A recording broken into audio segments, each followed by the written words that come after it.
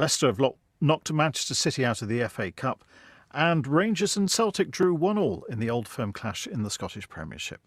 From Sky News, I'm Kevin Gover. Greatest Hits Radio. And now, the forerunner to Facebook, where your words tell 1,000 Instagrams. Use your phone for making that call. And get talking across the northeast, please. Because this is Night Owls with Alan Robson.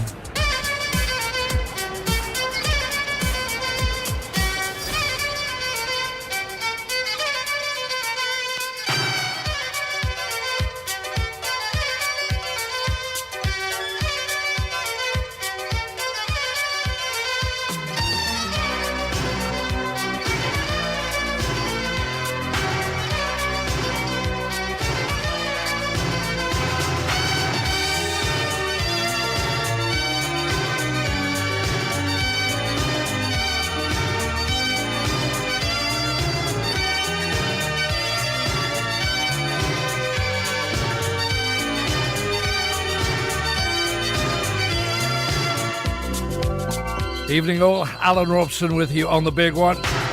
Thanks for joining us. Tonight we have, what a mixed show for you. But we're starting off with something that I think is relevant to each and every one of you.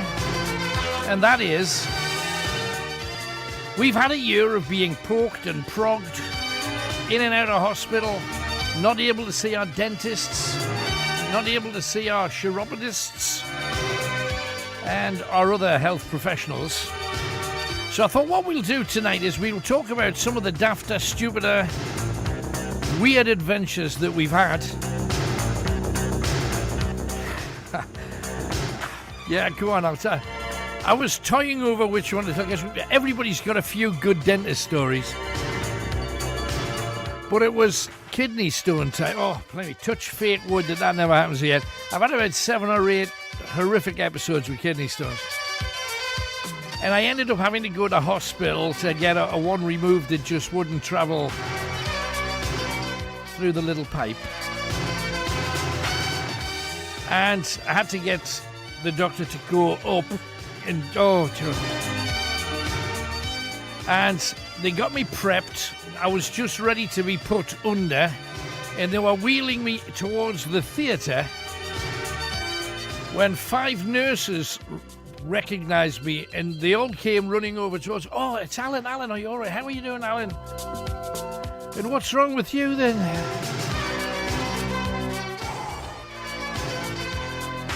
I saw one, well, it was a gunshot. It's a gunshot wound.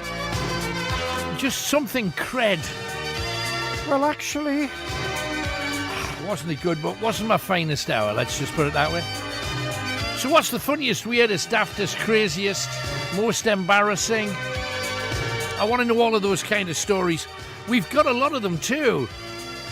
Like this. If you've got one ear that you can hear everything with, and you've got one ear where you can't hear anything, are you married? Because that would be a perfect situation.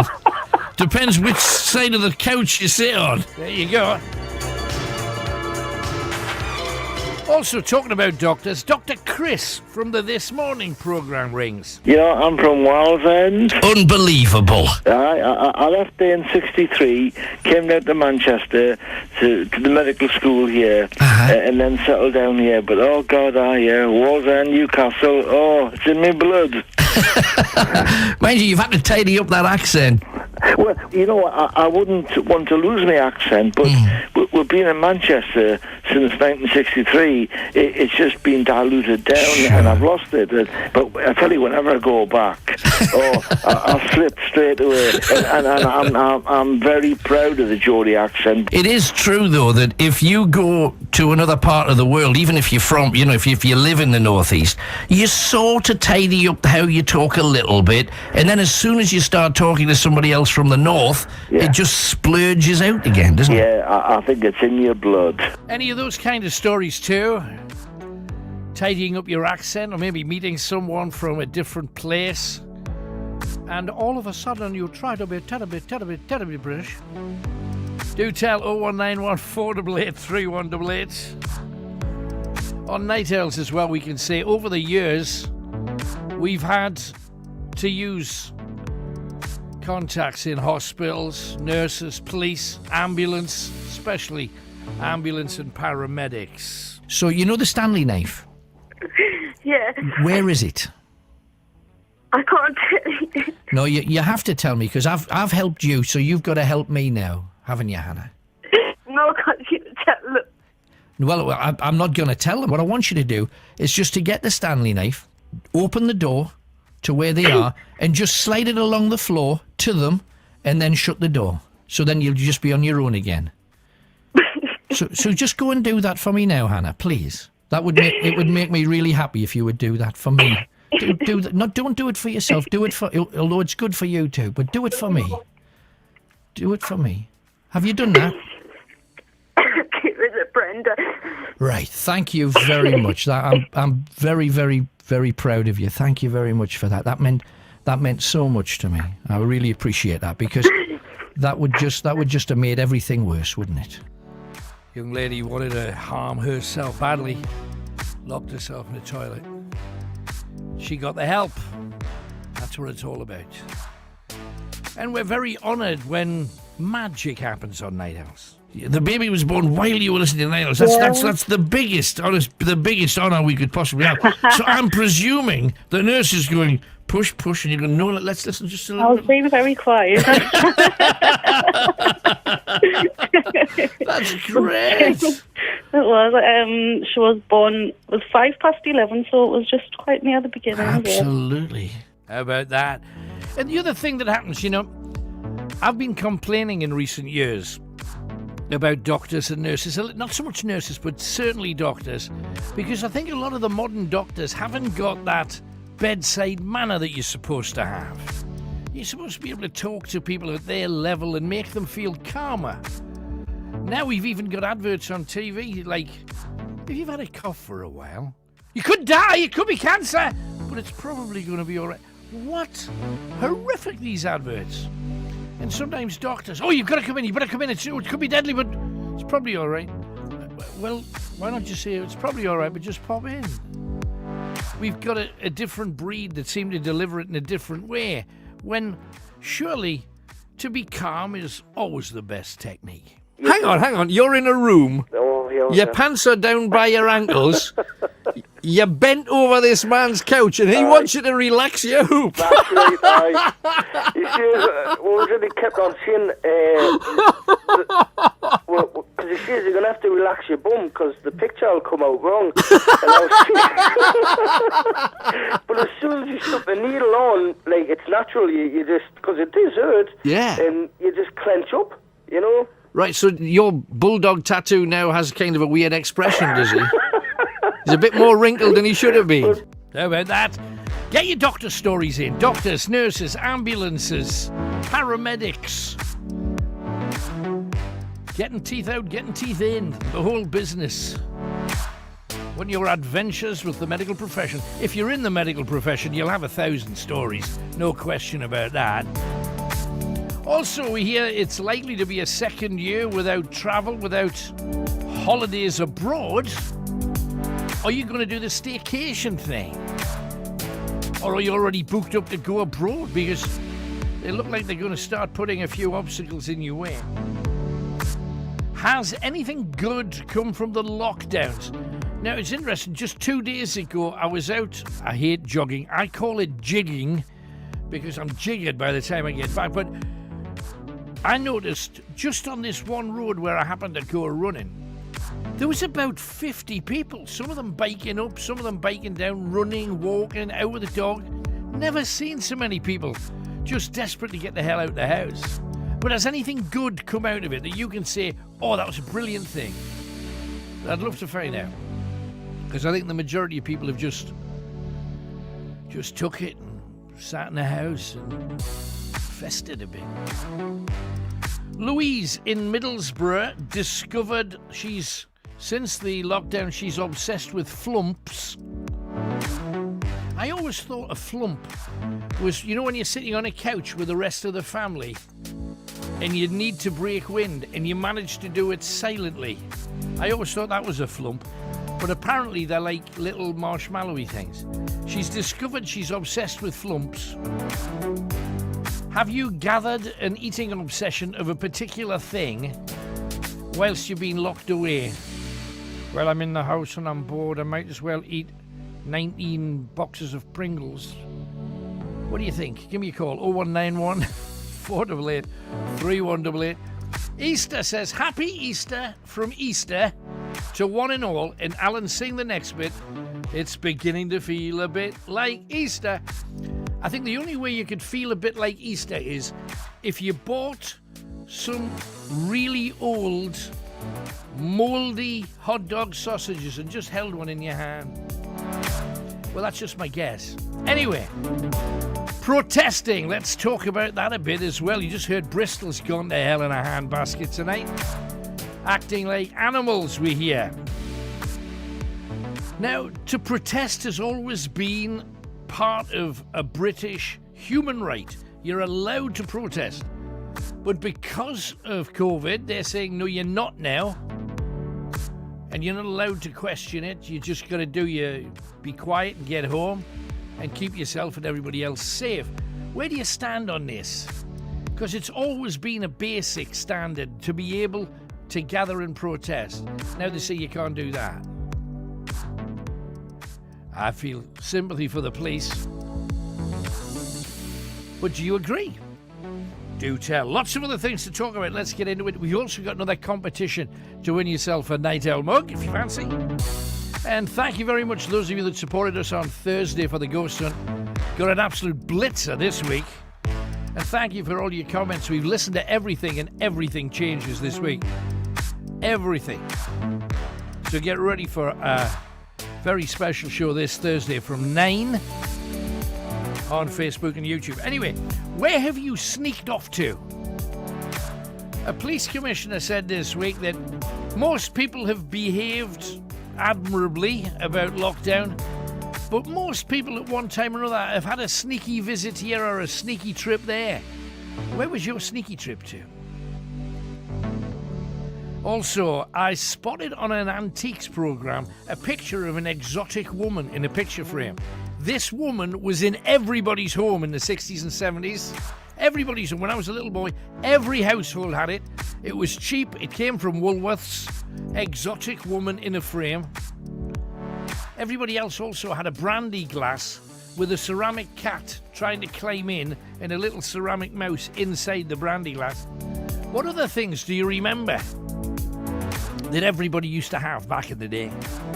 Do tell. Are you still going on holiday, and if so, where so? And Joan in Sutton Coldfield is a regular listener I've just been made aware of. She has inherited her mum and dad. Her dad's just passed. Her mum passed a few years ago. She's just inherited their E-Type Jag. Wow! Now, I didn't get anything from my parents at all. Because you never fight over that kind of stuff. And if other people want everything more than you just kind of let it go. But did you get anything? Has anybody ever inherited anything nice? Or funny or silly? Give me a call. More snow could well be on its way too. And I got an email from a lady who said, my relationship is shot. Living in such close proximity seems to be killing a marriage that we always consider to be strong. How'd you get around that? 0191 488 3188. Get to those telephones. Give me a ring. And we are Greatest Hits Radio Northeast. Proud to be so, because we do, in fact, play the greatest hits.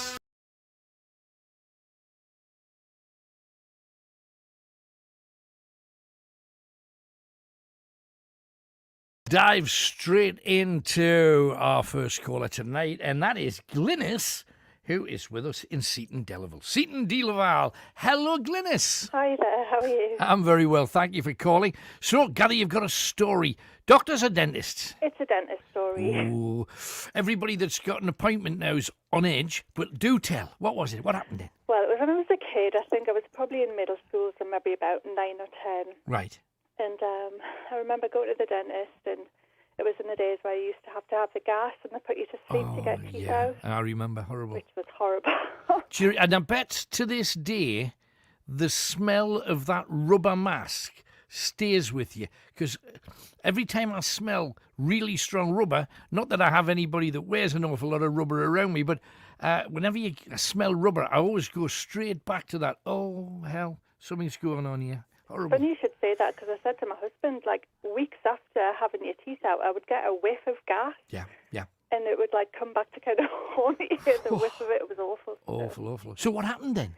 So I remember going to the dentist and coming out, and my mum saying, you've had 4 teeth out, and of course I always give you your teeth back then to put them under the pillow for the fairies to get some money. Absolutely. Uh-huh. So of course I put the teeth under, and I'm sure I got it for, 50p or something like that for the teeth. For all that pain, you deserved more than 50p, though, didn't you? I Really? probably did. I probably got a bit more, but Right.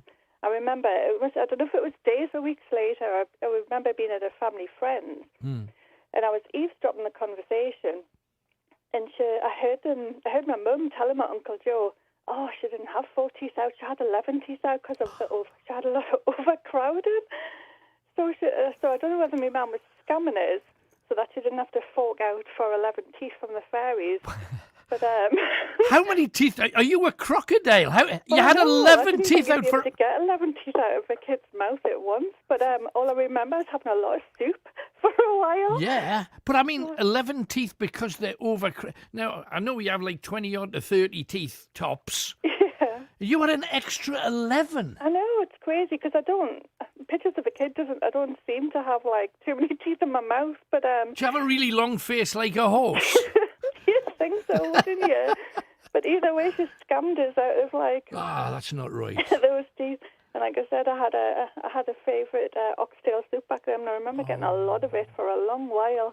And do you know that I remember those days as well, because when I was a kid especially, I hated and I was terrified of the dentist, because a dentist that I had took the wrong tooth out. So I had a big gap for like years until they could close the gap and then crown a tooth and make it look like I had ordinary teeth.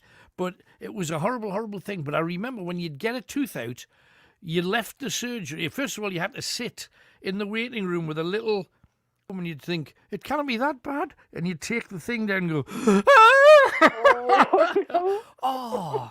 but were they baby teeth you had out, though? There must have been, yeah. There must have been. Because I always thought that they didn't need to pull them out, because they did that wonky thing.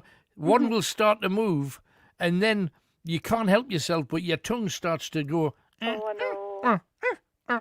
And then finally, me dad did pulled one out of mine once, and he took a lump of gum with it. He says, it's hey, if it's bothering you, Alan, come over here. And I went, but Dad, it's really loose. He says, let me have a look at it. He said this again later on, but I didn't get anywhere near him after that. He just got a hold of it with his fingers and just went, oh, jeepers. I mean, aren't people, dentists, they're supposed to be like gentle individuals. And I used to always think, if you could get to the door of the dentist during a checkup without them having to fill or without them having to hurt you, I feel like a king. Because you just get to the door and you go, yes! I still dread going to the dentist today. I still dread it. I can still see those horrible polystyrene tiles on the ceiling where you used to go and get gassed, and you used to see the tiles swimming before you went under. Yeah, horrible. Oh, just horrible.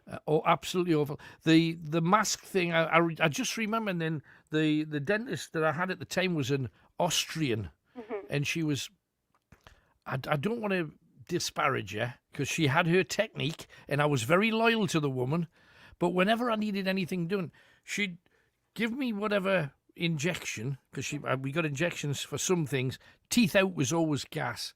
But when she was doing anything, she'd put my head under her arm. Like, you're going nowhere, kid. And then she'd, that was her technique.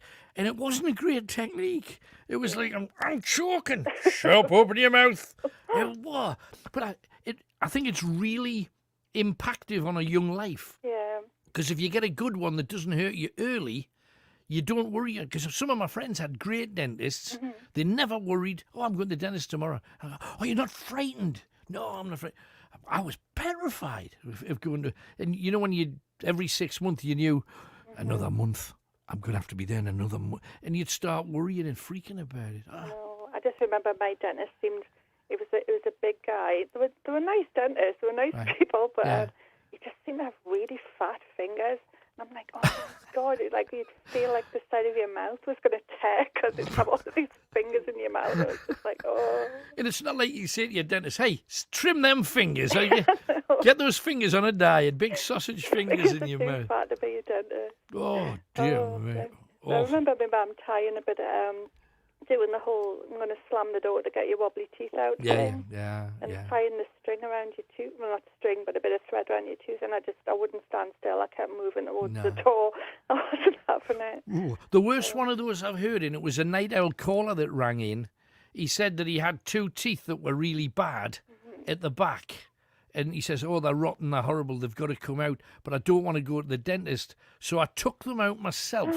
And as soon as you hear that, you think, what were pliers or something? And it wasn't pliers. He got fishing wire. Now, as soon as you hear fishing wire, you know it's wrong, don't you? Fishing wire. He tied 2 bits of fishing wire, one around one tooth and then another bit around another tooth. He tied them to an axe. And he threw the axe out of the window, and he lives on the 3rd story. Oh, my Lord. And it pulled his teeth out and a chunk of gum. And you just know he would have needed stitches after, because these are your big teeth at the back, you know, they're not to be like played with. But he says, well, it got it over with. And you think, the dentist wouldn't have hurt that much. Wouldn't have hurt that much, you know, whatever. But I do think the dentist's quite often the Achilles heel of an awful lot of people. I think that, you know, we can be big and tough and pretend we know what we're doing, and then all of a sudden you're in the dentist's hands and you go, whatever you say.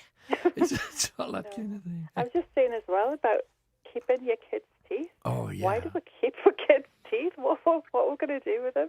Because you can even get special pots now to put your kids' baby teeth in. Oh. And, no, because my mum used to do that. She used to take them from under the pillow, like you say, tooth fairy stuff, and you'd get coppers for them, and you'd think, all of that pain, it should be £1. Should be a couple of quid, frankly, if you're going to have to go through that. But she kept them in an old Swan Vesta matchbox, and there was about 30 teeth in there, from like baby teeth. And I'm thinking, you make a necklace? I mean... I know, what do you do? And plus, I've got 3 kids, and I've got their teeth, but I don't know which tooth belongs to who. It's like, what am I going to do with these teeth?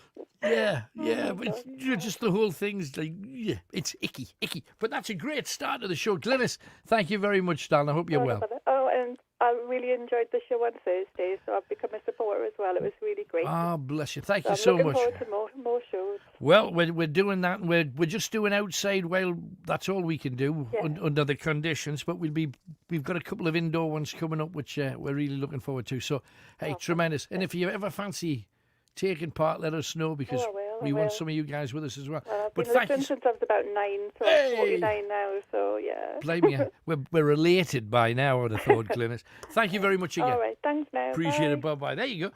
It's a family affair. Sly and the Family Store. There you go. 0191 488 3188. Let's go to Heaton. Valerie is there. I think she's got a tale to tell too. Hi, Valerie.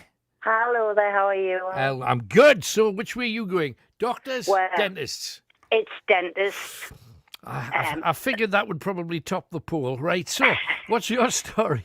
About a year and a half ago, I was going to get 2 new crowns in the front of my teeth. Right. And the lady dentist, I'll not say where, obviously, just in Heaton. Okay. And she put the impressions in, you know, and she left it in too long. And she couldn't get it out my mouth. Oh. And she just got her hand, cracked it out, and cracked and halved me 3 front teeth. Oh, what? And I just sat and cried. I cried. What? In the surgery for about half an hour, and she had the cheek to say, I haven't got time to take the halves out that I've left, she said, because I've got other patients to see. And it brought on anxiety, stress. No, I became fretful for about a year, and since then I couldn't go to a dentist, and I have no front teeth now, and I have to eat like that. Oh, that's not fair. Not fair. And to put them right, she went, well, it doesn't really matter because you're in your 60s, you can have false teeth. And I went, well, I don't want false teeth. And I've had a quote for them, and it's £8,000 to put them right. Do you know if you want the proper, the proper things, Well, like porcelain? Oh, I see, right. So they'll make a whole rack and put them in for you, kind of thing. Yeah, like a set of 4, but it would be £8,000 Is to put that right. is that like implants? Like they're putting those because you can like screw stuff into your gums and then. That's right. Right. No, that's a dear. That's a dear stay. Is there no other way of doing it? Like veneers or something? Huh? Forgive me, I know nothing about this whole thing. I've asked about it all, but to be honest with you, I just haven't. Even just walking past a dentist brings on me palpitations. It was really dramatic. I know, like, people say, oh, it's nothing to us, but it brought on a whole year of anxiety and depression. It absolutely is. But to me, she should have. It doesn't matter how many other patients that she had. She should have got the receptionist to say, I'm going to need an hour here, I'm going to need 2 hours, cancel the next 4, 5, 6 patients, because she did that to you. She damaged you, and it's her responsibility to put it right. Not for you to wait 2 years and then get charged £8,000. Blimey, you could buy a car for that. I think what upset us was the fact that she didn't even say sorry. She wasn't even sorry. She didn't even have any remorse. Or did you complain? Did you write a letter of complaint to the medical people? I did, and what I got back was she was a wonderful dentist, had never had any faults before, and that my teeth weren't the most perfect teeth in the world. And I went, yeah, but she still snapped them, whatever way you looked at it, you know what I mean? I don't understand how she can't say, as a matter of urgency, we'll put them right, come back in first thing tomorrow morning, and then you wouldn't have had any of that fractiousness and anxiety and stuff. In a way, I'm lucky I've got the mask because I don't need to smile because you know yourself, nothing looks worse than no front teeth. And I just don't want false teeth. I watched my mum have them and it knocked me sick. I just can't. It's not... And I had parents, my mother got away with false teeth without any issue. In fact, it changed her world a lot because she ended up having no teeth. Then she had false teeth that went straight in. She was eating with them in 2 or 3 days, never looked back. Me dad kept his real teeth till he was very dusty, and he ended up getting false teeth, couldn't wear them, never wore them, wore them for an hour if he was somewhere posh, and then out they'd come, and he could never carry it off. He got cockly with it. Same. I'm exactly the same. I just can't. My mum did, and me gran, they both had them, but I just haven't got the stomach for it. It's just been a really horrendous experience. And then I had an experience about 10 years ago where, do you know the injection they put in your gum? Yes. You know, sometimes in your bottom gum it can go into a vein by accident. Oh. And it can go down through your system and give you like adrenaline in your heart. Oh, hell's bells. And not many people know, and I took bad in the seat now, and I don't feel well. And it just rained, and I could feel my heart just boom, boom. And she gave us orange juice. She just said, have an orange juice and I won't charge you. And I thought, well, you can't charge us. I thought you've nearly made us ill, you know. Do you know what? If I were in your shoes, and I genuinely hope you do this, there is a medical ombudsman, somebody that oversees all of this. And if you write to the surgery, the people who hire her will say she's a wonderful dentist, we've never had any problem like this before, obviously it was the fault of your teeth, not the dentist. Now, that's exactly what they said. Well, of course, because you're talking to it's like saying, if you're one football team, saying, well, I'm going to criticise the other team, which means our team is perfect. It's obviously their fault. So it was your fault that you had teeth that snapped. However, that's not, I don't think that's acceptable at all. I would write to the medical ombudsman, who's got no axe to grind. They're there to represent people like yourself, and tell them what's happened and say, now I'm being told, even though it was nothing that was your fault, at the hands of a dentist, you are now being required to pay £8,000, and you don't want that dentist to fix them, but you want a dentist to fix them, and maybe they would be willing to organise something at a dental hospital for you to go in, be seen by somebody that can put you right, and it doesn't charge you £8,000. You see, if it's somebody else's fault, you shouldn't have to pay. And I feel like half the dentists, well, maybe not half, that's extreme, but a quarter of the dentists maybe shouldn't be practising, to be honest with you, because I've heard some horrific tales as well, besides mine. And so have I. Obviously, sitting in this seat, I've heard some awful dental stories, but in fairness, the dentist that I have is very gentle. He's very kind, sweet, wouldn't hurt you, to save his life. So if you get a dentist like that, whenever you get one, you're blessed. There's not a question about it. Because there's others that, quite frankly, I had another dentist pull a tooth out about 2 years ago, and I was in the seat 45 minutes bleeding. I went out covered with blood, and you think... and halfway through he says, I'll stop if you like. And I think, well, you got half of it out. You're going to stop. What are you going to stop for? That's horrendous. So you're quite right. And I think a lot of people have got negative stories about bad dentists, because there are some. I went from being this confident, happy person to this absolute wreck. I'm starting to come to terms now. It's only when I look in the mirror and I see them missing, and it's hard to chew. Yeah. And, you think, oh, God, that looks horrendous. But it isn't my fault. But I've caught an odd person looking, and I think, no, I haven't not looked after my teeth. It wasn't me that did it.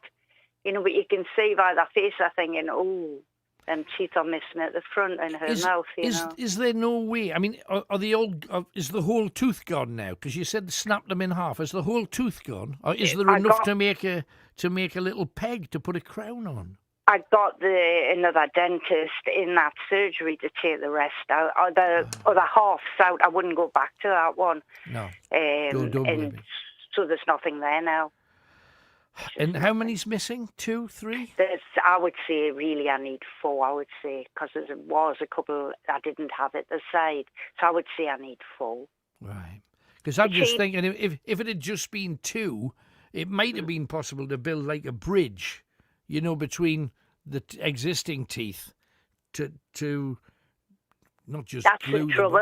I've still got some at one side, but there's nothing at the other side that would hold them in. That's the problem. But there was, talking about dentists, my worst other experience when I was little, you might know him, Dukin in Benwell, because I'm from Benwell originally. And he was a monster of a dentist. Every time I went, a tooth was pulled out with that gas mask. Yeah, and that left he's the one I was talking. He's the one I was talking about earlier. That with the gas mask and everything. Because he was the one that most of the West End went to. 30, he 40, loved pulling teeth. That's all he seemed ago. to do. He never put fillings in or anything like that. That's horrendous. It was. Had been a nasty time, when I took away all my confidence, But this current situation with your modern day dentist, I do think you need to complain to them. See who you just type in Google, get somebody to type in Google to make a complaint about your dentist. Write to everybody, because that's not acceptable. It's really not acceptable that you, if you damaged your teeth and it was your fault, fair enough. I've been left like this out of my own daftness, my own stupidity, but all you did was get an impression taken and she snapped all your teeth. What? She just left it in far too long. It turned like cement. So I did ring a couple of dentists and I went, do you do the 3D thing? That new 3D thing they've got where they don't have to do it. And a couple of them said, we do, but we're not keen. It's hard work. And I went, I'll find the extra money. I would rather have it done like that. Yeah. I'm too scared to have an impression put in my mouth now. I'm just too scared, Yeah. Mind you, I think whatever you decided to have done, you would probably still need, even to have the screw-in teeth if you had that kind of money, and that's a fortune, mind. It's the price of a car, like you say. And what they also tell you is that how long do they last? Oh, they last a good 10 to 12 years. And you think, what, you mean not a lifetime? I mean, because that kind of money, you would think, that's going to see me out, surely to goodness. But they don't guarantee all of that kind of stuff. So you got to be a bit careful. And they can easily snap, can't they, as well, the same as real teeth. You know, they can, I suppose you could eat the wrong thing or put have a toffee or something like that, you know. Well, it's interesting. I'm going to name drop here, not because I want to name drop, just because she's the only person that's ever opened up about, you know, people like Simon Cowell, they say, oh, everybody should have completely white teeth, and if you're going to be a star, you got Paul Potts to get all of his teeth fixed with like veneers and all this kind of stuff. Katie Price came in with Peter Andre once. They made an album together some years ago, and in between what we were chatting about, she complained to her entourage of half a dozen people that I can't eat a thing with these teeth. And she had beautiful false veneered teeth, but she said, I can't eat anything hard with them. Couldn't eat a steak or anything. I've got to just keep the soft foods. And you think, well, that sort of defeats the object of you having all your teeth done, doesn't it? You know, the whole idea of having teeth is to chow stuff, isn't it? You know. It's true, isn't it? Yeah, sounds quite. You'd think the amount of money she would have paid for hers as well would be top notch, wouldn't you? Aluminium teeth for that kind of. You would think, couldn't you? Yeah. Hey, but please think about what I've said about writing off to these people, because it's really not acceptable what happened. It's like somebody's assaulted you and then they're not prepared to pay the consequences. Yeah, that's right. Left me in pieces. It was like having you know, when they talk about, I know it seems extreme, but post-traumatic stress. That's how I felt. Well, because it affects every time you talk to anybody for the rest of your life. Yes, I know we're wearing masks at the moment, but we're all desperate to get out of them. And then what happens? You spend your whole time laughing like this, with your hand over your mouth. They said my mouth, a few people have said your mouth looks like it's slightly lower on the side where the teeth have come out, which looks... Yeah, but you try to learn to laugh without showing your teeth. You do that little that's what I've been doing. Closed mouth smile. I know, because I had a gap for about 7 or 8 years, and you learn to smile without showing your teeth. And it's just wrong. You shouldn't be embarrassed when it's somebody else's fault, but you can't help yourself. Have a think about what I said. Try and find the route to take, because really you may find that they order the dentist, not the nasty one, but the practice, to put the damn thing right for you. And if that's the case, it serves them right, in my opinion. And because how many other people might she get it? Because she's, in her eyes, getting away with it, she could do that to another dozen people over the years and get away with it. So that means any dentist can just snap your teeth and think, oh, well, sorry about that. That was a mistake. And yet, if you complain to the dentist, they're full of apologies usually. Yeah, well, it's obviously of your fault because we've got such a wonderful batch of practitioners. Get writing, lass. Well, you do. She just said, "Why are you crying?" And I thought, "Why do you think I'm crying? You've snapped me front teeth out." Crazy. You know. Crazy. But you see, we've got such respect for these people. We think, well, we must be wrong and they must be right. And in this case, absolutely not. Valerie, good luck to you, but make sure you do something about it. Thank you, darling. Thank you. Bye-bye. Take care. If you are a dentist and you know who to hit with that, give me a ring and let me know, please, because that's outrageous. Let's go and talk to David. He is in North Shields. Hello, David. Hi, Alan. Hello, mate. What can we do for you tonight? Hello. I've just been listening to the past two callers about dentists. Obviously, I'm not a big fan of dentists either. Because I remember when I was about, I'm not sure if I was 7 or 8, but I remember I was going to this dentist on Burn Road in North Shields, and obviously I've got Asperger's. Bless. And obviously when I sat on the seat for the dentist to look at my teeth, she says, she was quite abrupt. She says, "Your son is not sitting still." So obviously my mum had to sit on the chair and try to put me on her knee. And obviously I wouldn't let her, look in my mouth. And apparently I was biting on her finger. And she said, "I'm going to scream. Because my finger, you're biting on my finger." And obviously, my mum was saying, he is autistic. But, I mean, surely the dentist bore that in mind, didn't she? When she heard... Again, sorry? When your mum told her that you were autistic, surely she understood. I mean, granted, if you're chowing on a finger, that's one thing, but did she not understand that you had special, yeah, that's what I mean. She mustn't have any clue or idea of autistic sufferers, Yeah. But obviously, I went to another dentist, and obviously, it's not far from me, and that dentist is there currently still because I've been to see him for years, and the one I have now, he's dead nice. Good. I do. It's one of those things though. You got to feel comfortable with them, because if you don't, you're going to be on edge the whole time, aren't you? Yeah.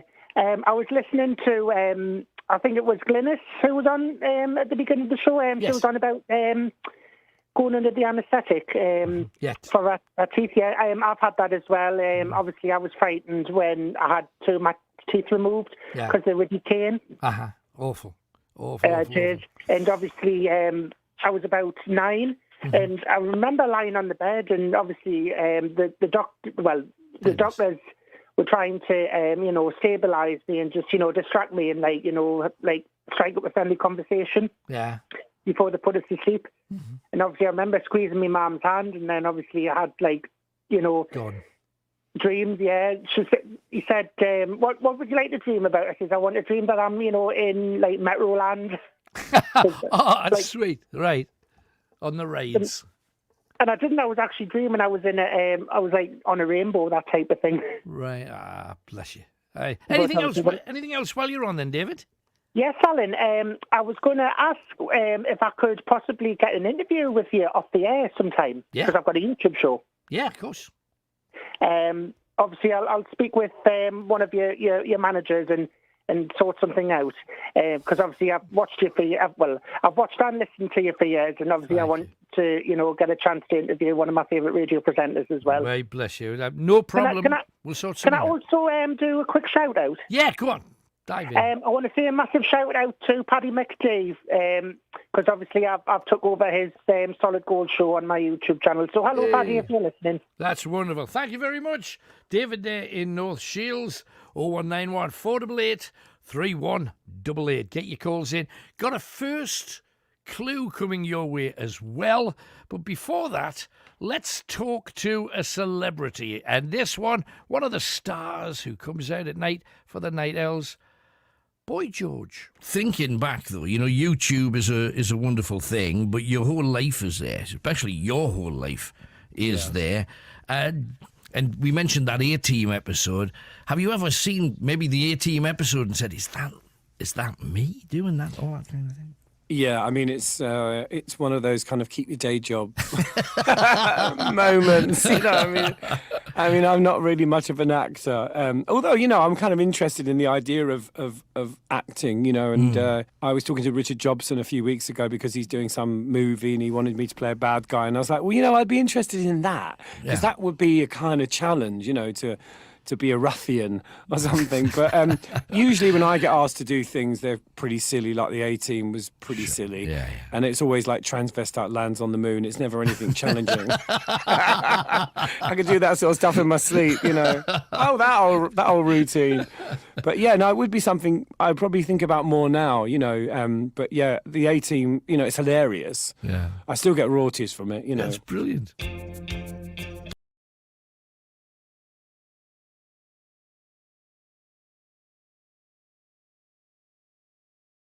Attitude, professionalism, team spirit, empathy, these are things that are not negotiable. And the next challenge is this one, not to react to bad results, but to be permanently with this state of mind. Arsenal came back from 3 goals down to draw 3-3 with West Ham in the day's other game. Elsewhere, Leicester have knocked Manchester United out of the FA Cup in the quarter-finals. They won 3-1 to set up a last-four tie with Southampton. And Chelsea will play Manchester City in the other semi-final after a 2-0 win over Sheffield United. From Sky News, I'm Kat Suave. Thank you, Kat Suave. Alan Robson with you. Greatest Hits Radio North East. Thank you for being with us. Do you want to win yourself? Hang on. The Night Owls mug. If you div, it's waiting for you. I'm going to give you 4 clues. You've got to tell me what link, greatest hit link, what link ties 4 answers together, okay? What links the 4 answers together? First clue is this. He had greatest hits with When I Need You, The Show Must Go On, Long Tall Glasses, One Man Band. Who had those hits? Write down his name right now. 0191 488 3188. You get 3 more clues, then you can have a pop at it, okay? Just a couple of quick little doctor things just to whet your appetite. Everything's fine. You're walking about as normal. Then suddenly you get a lump on your foot that you can't explain. Then a hole underneath right into your bone. And then your foot turns black. They take you to hospital and they say, why don't you stay awake while we cut your leg off? Yeah, but I tell you what, Al. And he says, lie on the bed, put your feet up, tell us when you feel a throbbing or pins and needles. Right. So I lay there and I says, I can feel it now. I could hear the noises and everything in the banging, but I couldn't feel a thing. Could you hear the saw cutting your leg off? Yes, you can. Oh, happy days. We've had some amazing adventures. Let's have another one. We've got Kai with us. And Kai is in Cramlington. Hiya, Kai. Hi, Alan. How are you? I'm very well. Thanks for calling in. What do you want to talk about tonight? A bit of everything. Dive in. Obviously the virus, obviously. Mm-hmm. And as well, obviously, there's been a lot of things on the news. Like, obviously, the government saying once we've got everybody vaccinated and all that, we're going to be out of lockdown and all sorts. Then somebody else is saying, no, that's not the case. And I'm like, what on earth is going to happen? Because it's like, we don't know. You know what I mean? Yeah, but do you not get the impression that the government quite likes the fact that crime's down about 90% because nobody's going out? Everybody's behaving. We're all in our little boxes. We're not allowed to congregate. It just sounds convenient. And what they're worried about now is if let's say everybody gets inoculated, and therefore we can't hurt one another, which is the plan. Then somebody goes abroad and gets a variant, and they bring the variant back, and it isn't controlled by whichever drug that you're given for your vaccination, and then we start a whole new misery again. So I kind of get it, but you could go on with that forever, and we'll all stay in the house and not talk to anybody then. Aye, all right, just there, obviously. Yeah, so it's a scary thing. I can't see an end to it quite yet. The Americans have already made their mind up that April, the vast majority of people will be vaccinated, and by July, everybody will be out without masks. That's what they're saying. But in Britain, we haven't been given that kind of direct information where it's all, well, we think, well, maybe, perhaps, you never know, this might, and you know for yourself, loads of people have booked holidays for the end of the year, and now they're saying, we might not be possible now, and you're thinking, oh, hell's teeth, here we go again. I feel for those people who book these holidays, and it's like, oh my goodness, I paid so much amount of money up front. Yeah, and then they've got to try and claim it back, and the airline could bite the dust before you get a chance to go. It's the whole thing's a bit of a pickle, but all you can do is go along with what they tell you. You know, that's the way we've been conditioned. Yeah, I understand that. It's obviously as well with all the stops and all that, and you know we're going to be back into a recession after this, and then it's going to be Well, we'll have to pay all the money, all the money that's been paid out. The government will want to get it in somehow, so we expect to get whacked at some point. What else do you want to talk about then, Kai? Yes, radio. About radio stations as well. I remember a radio station that launched in the end of the 80s in 1989. And I remember listening to this station on the way up to school. Mm-hmm. And it was Great North Radio. Yes, Back in the day. Yeah. I remember Yes. it. Remember it, absolutely. Yeah. Uh-huh. And I was thinking to myself, bring it back on DAB. I think that would be quite good. Yeah, it's kind of a greatest hits. It was a kind of greatest hits station too. Anything else? Yeah, it was. Yeah. It was a good station, though. Anything else?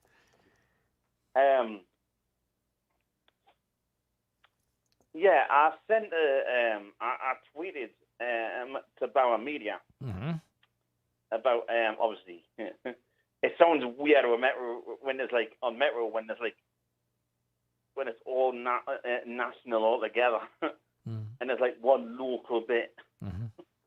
Well, if you look at across all the stations, they're all kind of doing the same kind of thing. That's how money is being saved nationally, I suppose. But that's the flavour of the moment. But it'll not always be that way. No. Yeah. I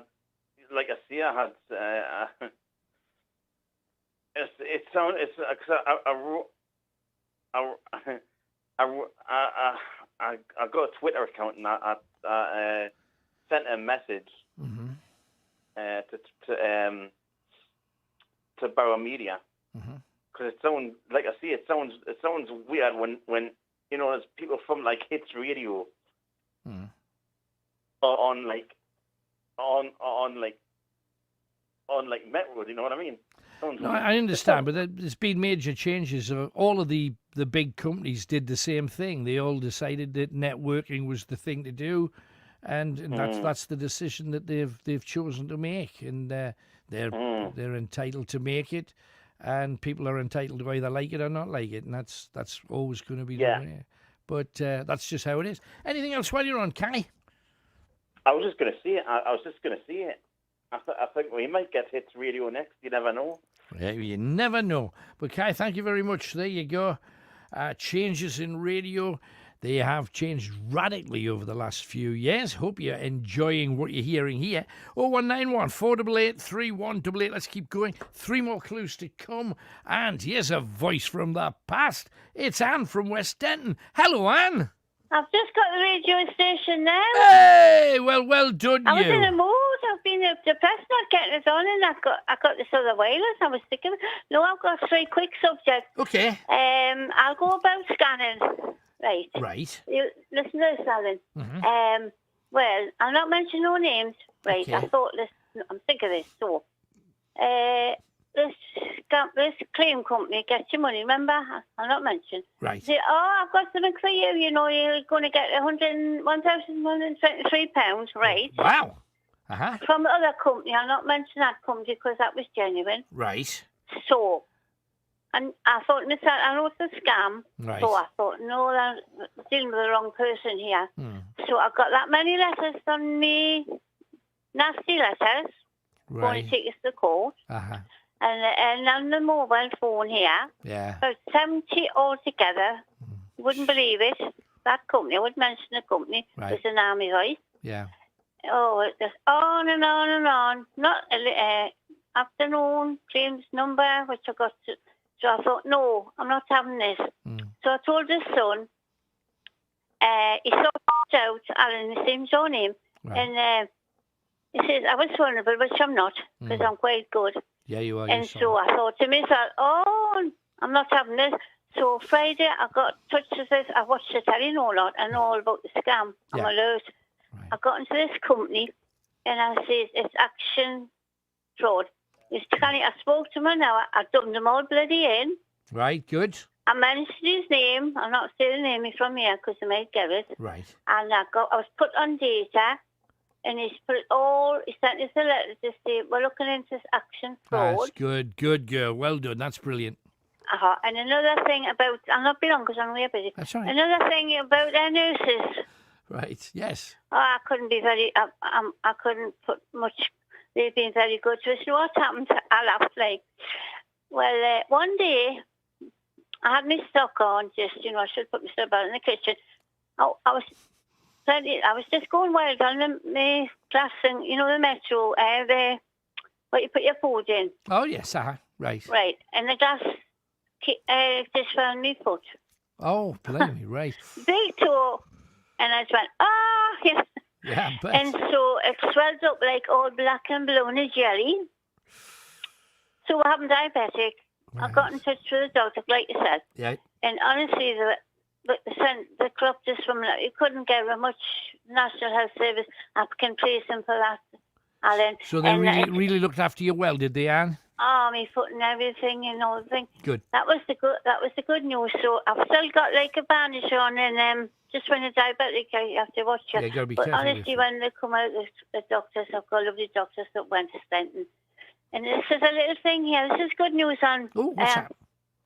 Well, my daughter, one of the daughters, she goes to the college with a teacher, and she's always done photographs, you know, going around and doing the college with a teacher. Yeah. Well, she's 50, all right, really.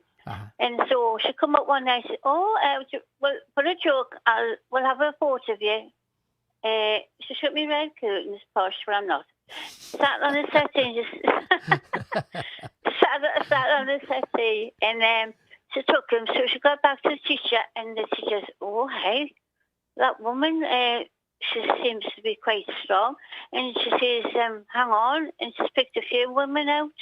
Right. And she says, "Hang on," and then she phoned us up one day. She said, "Hey, you know what happened?" She says, "Your photos, when I get a magazine, my photos are going all around America.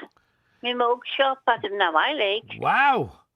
And I'm getting if I get a copy, I can show you one. I'm just paying a little bit for getting it. It's not a scan.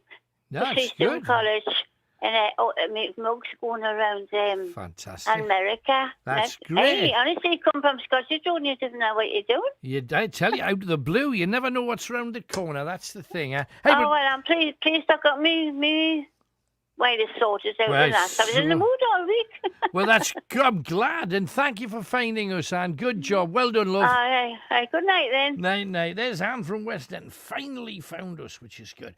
01914 488 3188. We're going to be talking to Edwin very, very soon, I think, about nurses. But before that, let's have another celebrity. Now, just last night, I was watching Queen live in Budapest. Some of you might have seen that on the box as well. Really enjoyed it. Very good show, as always. But what's Queen's drummer, Roger Taylor, scared of? Well, just ask the man. What's the worst thing that's ever happened to the Roger Taylor body? Accidents, operations, screaming pain. What have you had? Oh, dear. I tell you, one of the worst, I went to see the Foo Fighters in Leeds about 10 years ago. They were playing, I can't remember, it's a great gig, and they're great friends of mine. I was in the hotel, and I stood on a nail in the carpet in the bathroom, and I hit the roof with pain, and then it ended up becoming 4 verrucas in my foot. Right. And I had to have them cut out, and I had to have 10 injections in the foot. That's the most painful thing I've ever had to endure. That's nasty. Okay, what are you frightened of? You got any rational or irrational fears? I don't like large amounts of insects. Large amounts. What's the largest amount you've come across? Well, like a swarm of anything, blue bottle flies, I can't stand things like that. Yeah, I think most people aren't particularly fond of those. Yeah, we can live without that.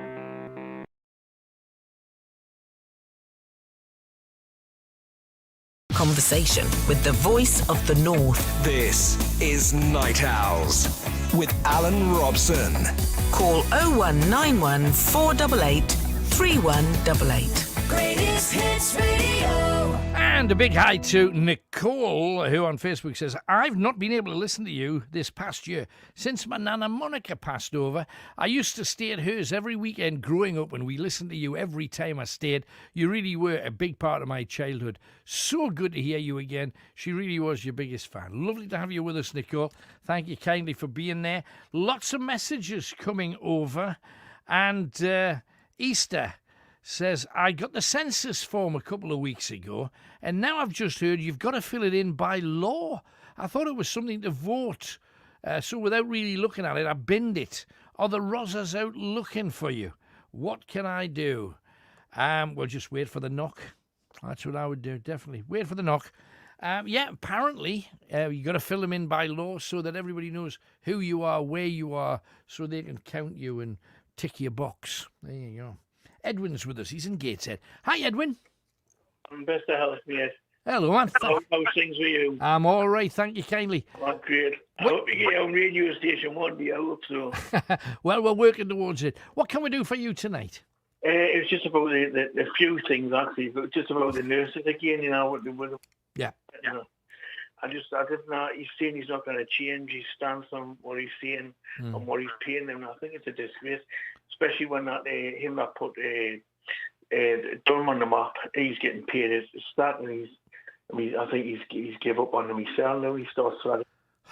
I suppose if you were playing devil's advocate here, you'd say we're already billions down a hole because of the amount of money paid out in, furloughs and this, that, and the other. We're massively down. So therefore, it's not a time when you can say, I tell you what, we'll give you an unlimited budget, you nurses, because you deserve it. So I kind of understand, but I'm damn certain they could have found more than 1%. Definitely. He's given him, what was it, a 40% hike for him and something silly like that.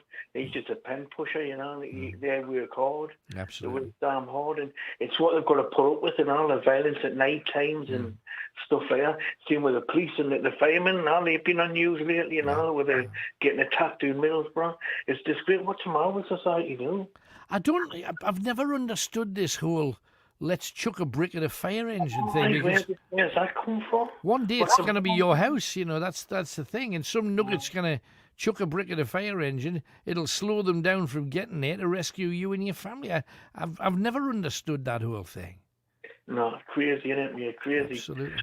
And the farmers as well, I think they get raw deal, didn't the farmers from the shops? Yeah. For the milk and their produce, because they produce a raw product that we buy, and I think they should get a better deal as well. Yeah, but this is a time when people are lucky to hang on to a job. That's the thing.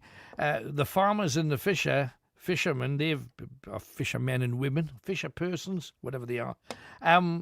However they're best known, they've both been completely screwed following Brexit, because Europe used to pay a lot of subsidies to the farms and subsidies to the fishermen, and now those subsidies are gone, and the government said, don't worry, we'll look after you.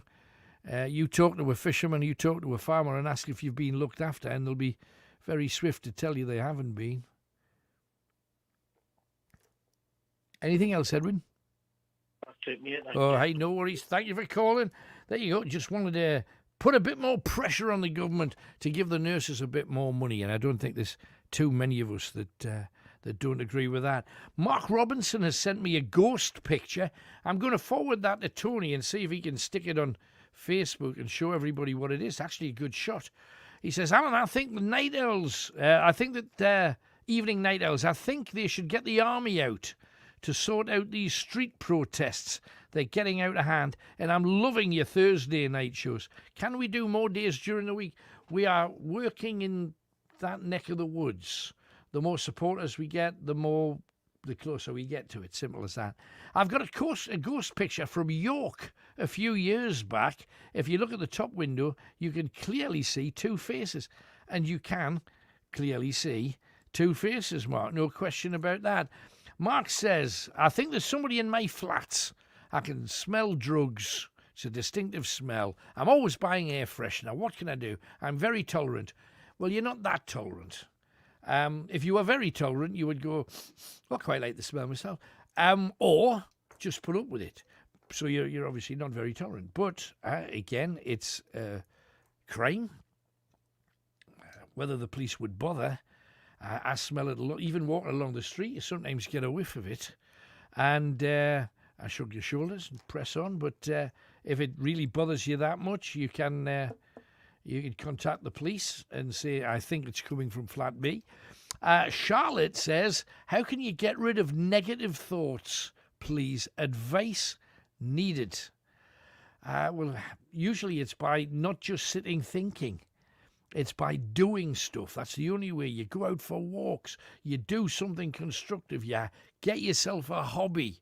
You immerse yourself in something, is the way that I would suggest. But Night Owls, if you've got any better ways, do tell. Let's move on to Erin, who is in Chester Street. Hello, Erin. Hi, Alan. Hello, love. What can we do for you tonight? Well, I suppose it fits in with what you're talking about, but I didn't plan to do that. Okay. Just my sister's experience of doctors and the NHS, All right. really, and just to raise a little bit of awareness of how proud I am of her, really. So my sister Jenna is 39 now, and she was diagnosed with breast cancer back in 2011. Right. She underwent a mastectomy on her 30th birthday. What a present. And chemotherapy and radiotherapy followed that, and she was really lucky to have a good few years disease-free. But what makes Jenna's story so distinctive, I would say, is that I feel like if she wrote a book, it would be a bestseller. Right. She, in 2007, a third little girl who was born, and for 6 months she thrived, Lily. A normal baby, grew as expected. But after a 2-week period of various healthcare visits, she was then diagnosed with a blood clot on her spine. No. She had some life-saving surgery, and Jenna spent a long time with her in what was the general hospital at the time. Right. But the surgery left her paralysed from the waist down. So I suppose she just continued and become a nurse to Lily, and really strove to give her a normal life, which she has done, and Lily attends a normal mainstream secondary school now. Right. But in 2017, her husband was then diagnosed with cancer, which at the time was told he would unlikely recover from. But because of a persistent NHS consultant and their really positive, determined family, he then underwent stem cell surgery last year, just at the beginning of the pandemic. But the year ended with Jenna being diagnosed again with the cancer that was back now. But the whole point of ringing in tonight was not just to praise the NHS staff. It was to raise awareness that for the past few weeks, Jenna's been walking 10,000 steps every single day, while her husband, who had the stem cell transplant, is in critical care after some open heart surgery. Wow, what? This is what an incredible. It's tragic, though. It just seems as soon as they get past one crisis, the next crisis turns up. Absolutely. And she's been doing that every day because of the effects of the pandemic, hasn't been able to visit, and has only been able to communicate by phone during the most difficult time, and we are unable to support her as well as we would normally, because we can't visit each other. I'm a nurse, so I absolutely wouldn't put myself next to her unless it was outside doing a walk. But my other sister's supporting her a lot, walking. Just her and the girls. She's got older children who are they've raised £3,000 now. Just in March. Walking and doing a walk over cancer, and she's never missed a day, and just remains the strongest, bravest, determined mother, wife, daughter, sister to all of us, really. And that was why I wanted to ring in and just give some praise to the NHS staff who have consistently given a whole family brilliant care.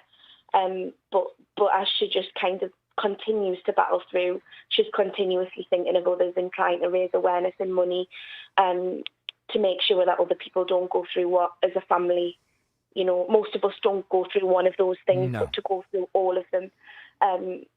And she's only 39. She's 40 this year, and although she won't be cured from this time, we hope we'll have a long, long time of making Absolutely. really special memories. Absolutely. Hey, she's obviously a fighter. She's not going to go into the night quietly, is she? She's going to... Absolutely not. She's And she gonna- never complains about a thing.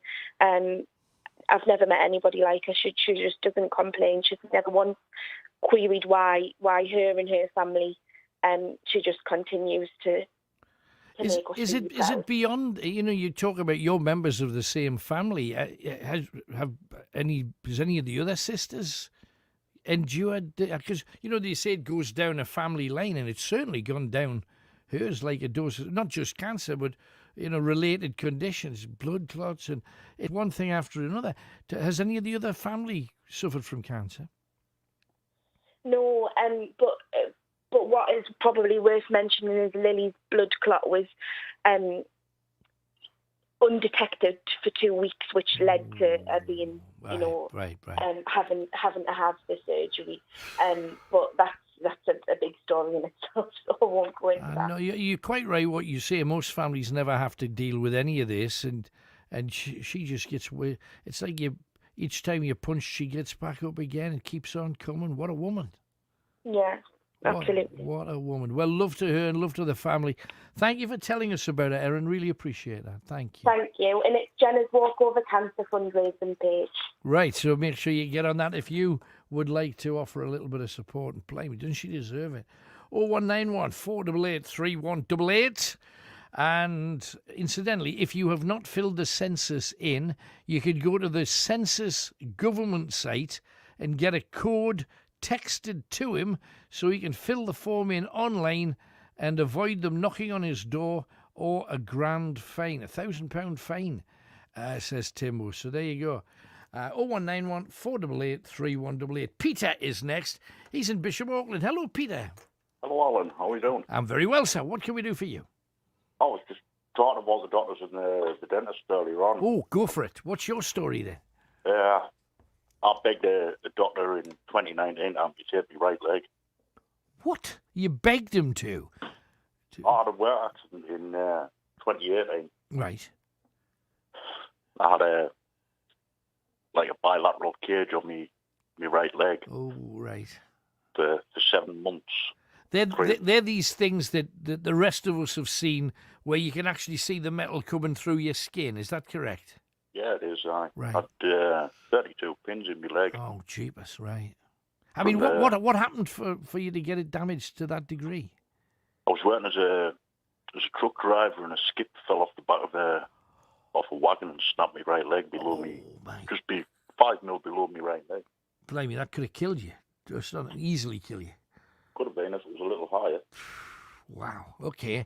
So you put in the cage, and hopefully they're trying to save as much as they can. And I what didn't have any happened? feeling in my right foot, Right. or right leg, from below the knee. Then I had, with the cage, it works on degrees. You turn it so many millimetres. Right. 8 o'clock in the morning, 8 o'clock at night, every day for 7 months. Blimey. And I was taking up to 300 milligrams of morphine every day.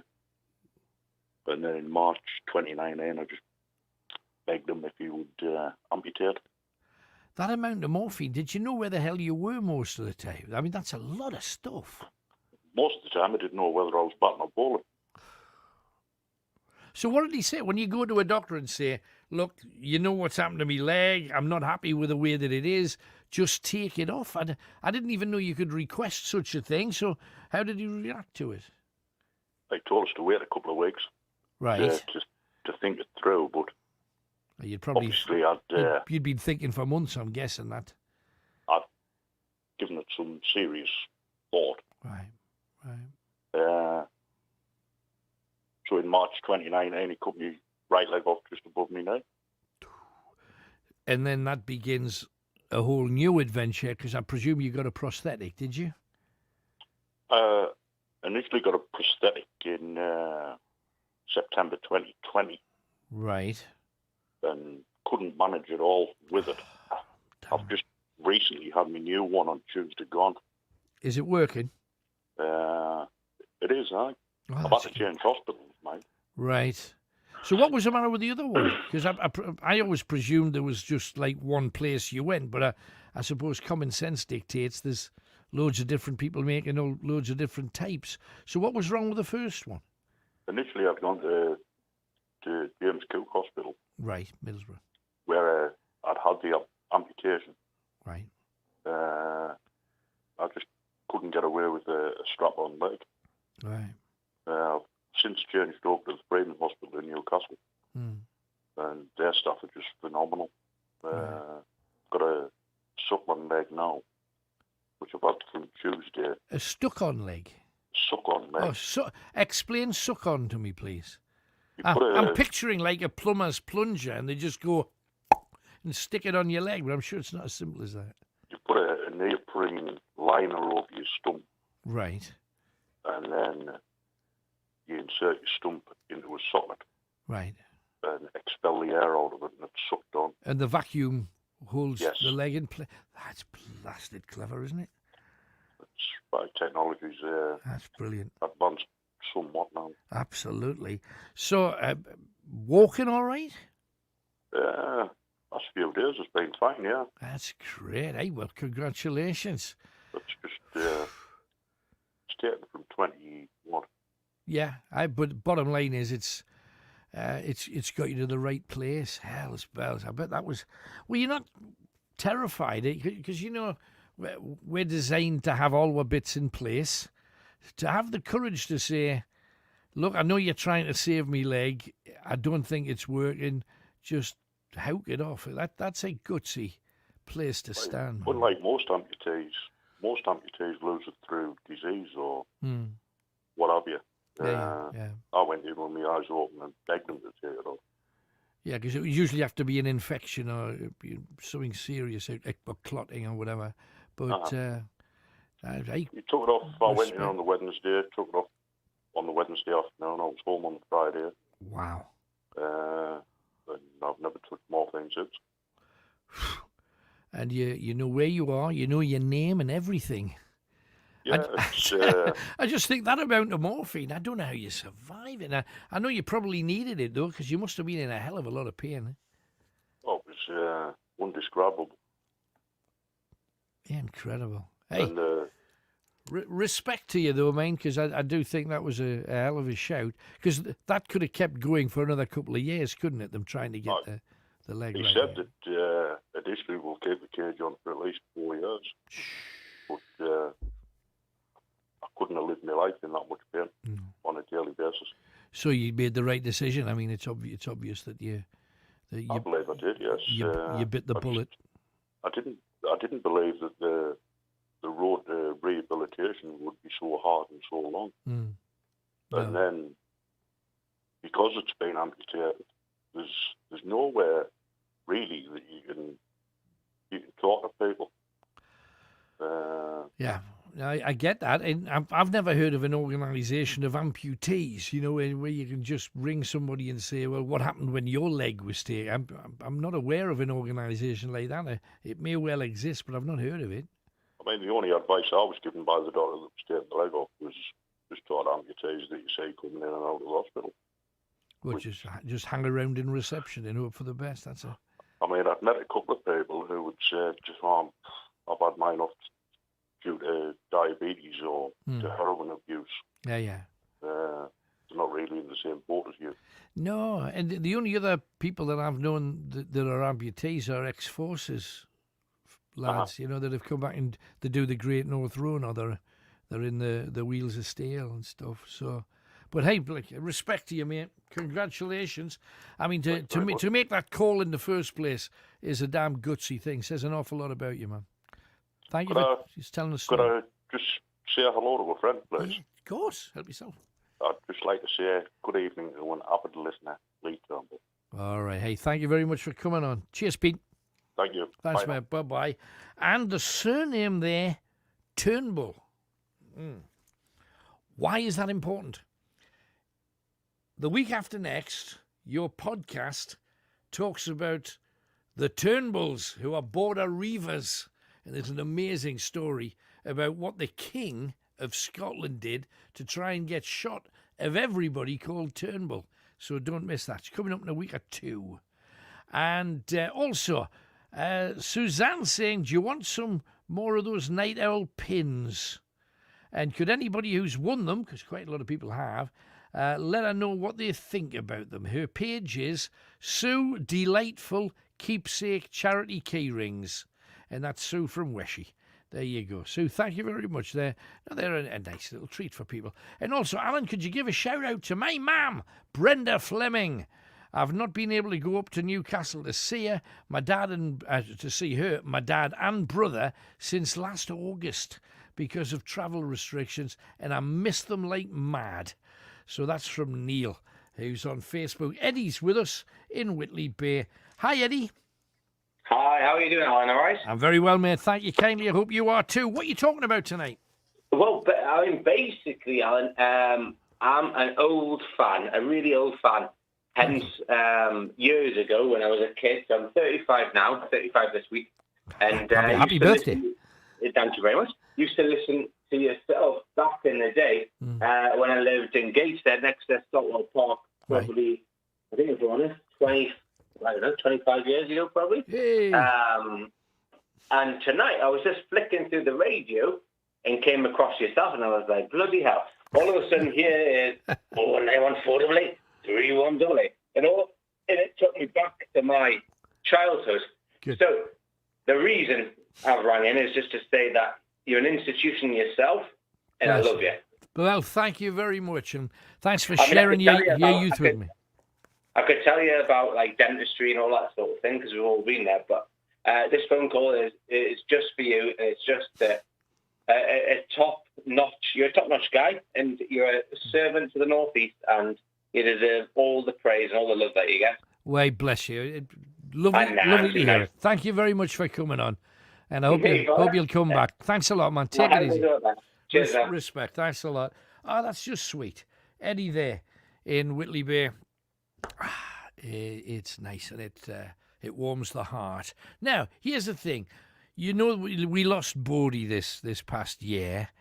And I was just thinking, we've been talking about doctors and nurses, so I'm going to share a story about Bodie, because, of course, he was a medic himself after a horrific accident, leaving him in wheels of steel. He trained to be a nurse, became a senior nurse, and he came on, and we were talking about strange things that people go to hospitals with, that they've rammed up their bottoms.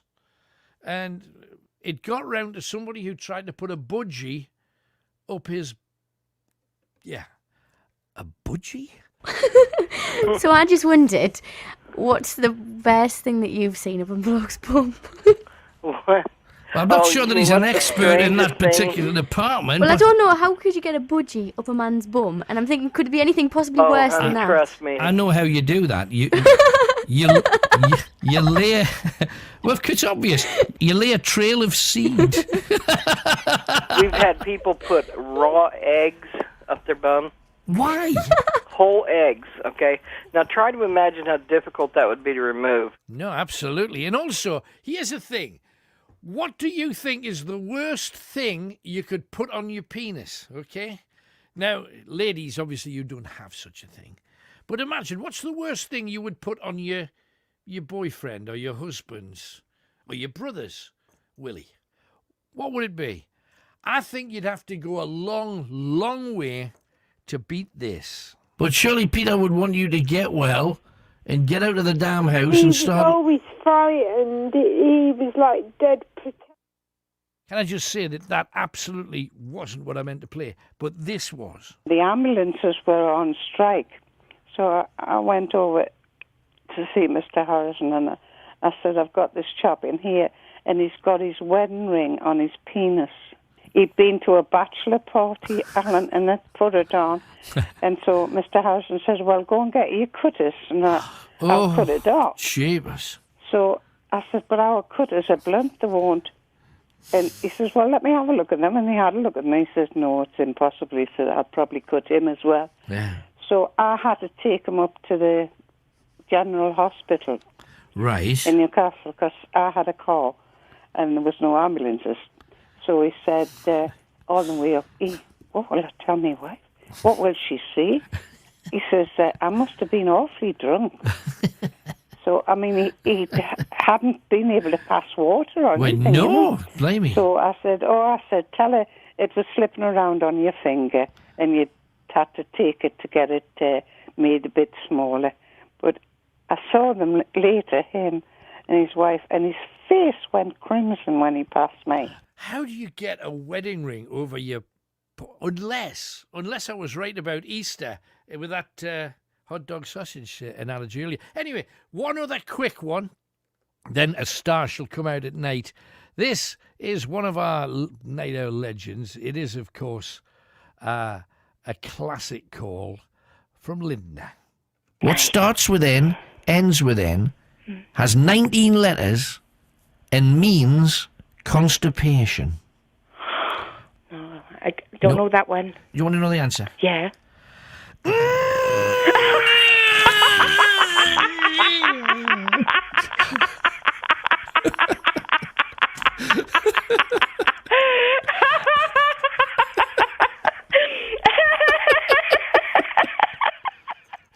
Blame your easy, please. Okay, let's get a star coming out at night. And this star is Jim Kerr from Simple Minds. We love Simple Minds. We talked to him about, well, all kinds of things, including the legendary spooks. Ever seen a ghost? Haven't, no. You know, I'd like to have. I mean, for a long, long time I was staying in an old estate in the Scottish countryside, and one would think if you're going to see a ghost, it would be there as opposed to Sainsbury's. But no, never happened. You know, just never happened. So I'm a wee bit cynical. Right. Okay. Do you believe in life after death? Do you believe we go anywhere?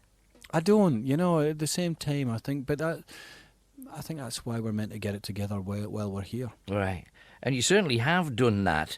When you go away and you have your miserable grumps where you kick skirting boards and that kind of stuff because you're unhappy with the way things... Paint skirting boards, more like. Is that what you do? You should start kicking a few and get the angst back. That's what you need.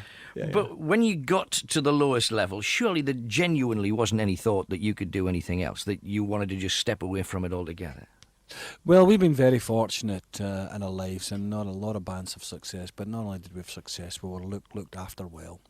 And I mean, part of the time away, I now live half the time in Scotland and half the time in Sicily. In Italy, and you know, going to a new place and learning a new language and a whole new, not a whole new identity, but certainly a whole new set of references. It's a thing that also I think develops you as a character. But within that, you know, you start to play music again, and you look forward, and you're playing music, and you with people, and how people listen to music. When you're just inside the industry, you hear the music a different way. Yeah. And it was great being in Italy, seeing how people like to listen to music a Saturday night before they go out and stuff. You know, other things you should know, but you forget. And, so can you speak Italian with a Scots accent then? Well, even worse, I speak probably a Sicilian dialect with a Scots accent, and if you can imagine, you know, a Sicilian accent compared to Italian accent, probably like somebody from Inverness. Yeah, going to make you an offer you can't understand. Well, something like something like that. Yes.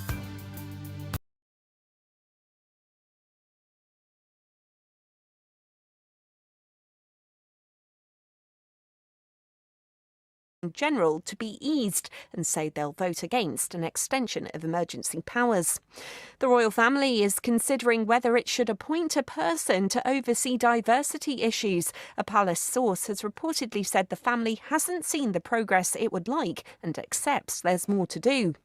In sport, Leicester are into the semi-finals of the FA Cup for the first time since 1982 after knocking out Manchester United. A 3-1 win set up a last-four tie with Southampton at Wembley. The win came in Brendan Rodgers' 100th match in charge of the club, and he hopes they can go all the way. The club has never won the FA Cup in its history. Been to 4 finals, the last one in 1969. To be able to do something like that would be special. Chelsea will play Manchester City in the other semi-final after a 2-0 win over Sheffield United. Elsewhere, Tottenham are up to 6th in the Premier League after a 2-0 win at Aston Villa, and Arsenal came back from 3 goals down to draw 3-3 with West Ham in the day's other game. From Sky News, I'm Kat Suave. Thank you, Kat. So we have an amazing show for you tonight. You've probably been aware. We've been talking about doctors and dentists, and if you've got any experiences, funny, weird, embarrassing, just off the wall, pick up your telephone. We've had funny, we've had serious, we've had a right mixture tonight, as we would expect. So give us a call, 0191 488 3188. Do. Anyway, let's crack on. Our next clue, because remember, I'm going to give you 4 clues in total. Here's your first 2 to win yourself a Night Owl mug. And the last, hang on, I have one final one of Sue's key rings as well, which we shall throw in for good measure. So, clue number 1 is, he had greatest hits with When I Need You, The Show Must Go On, Long Tall Glasses, One Man Band, Raining in My Heart, whole host of hits this guy had. But what's his name? Second clue. This snooker player hosted a television show with Jim Davison. Okay?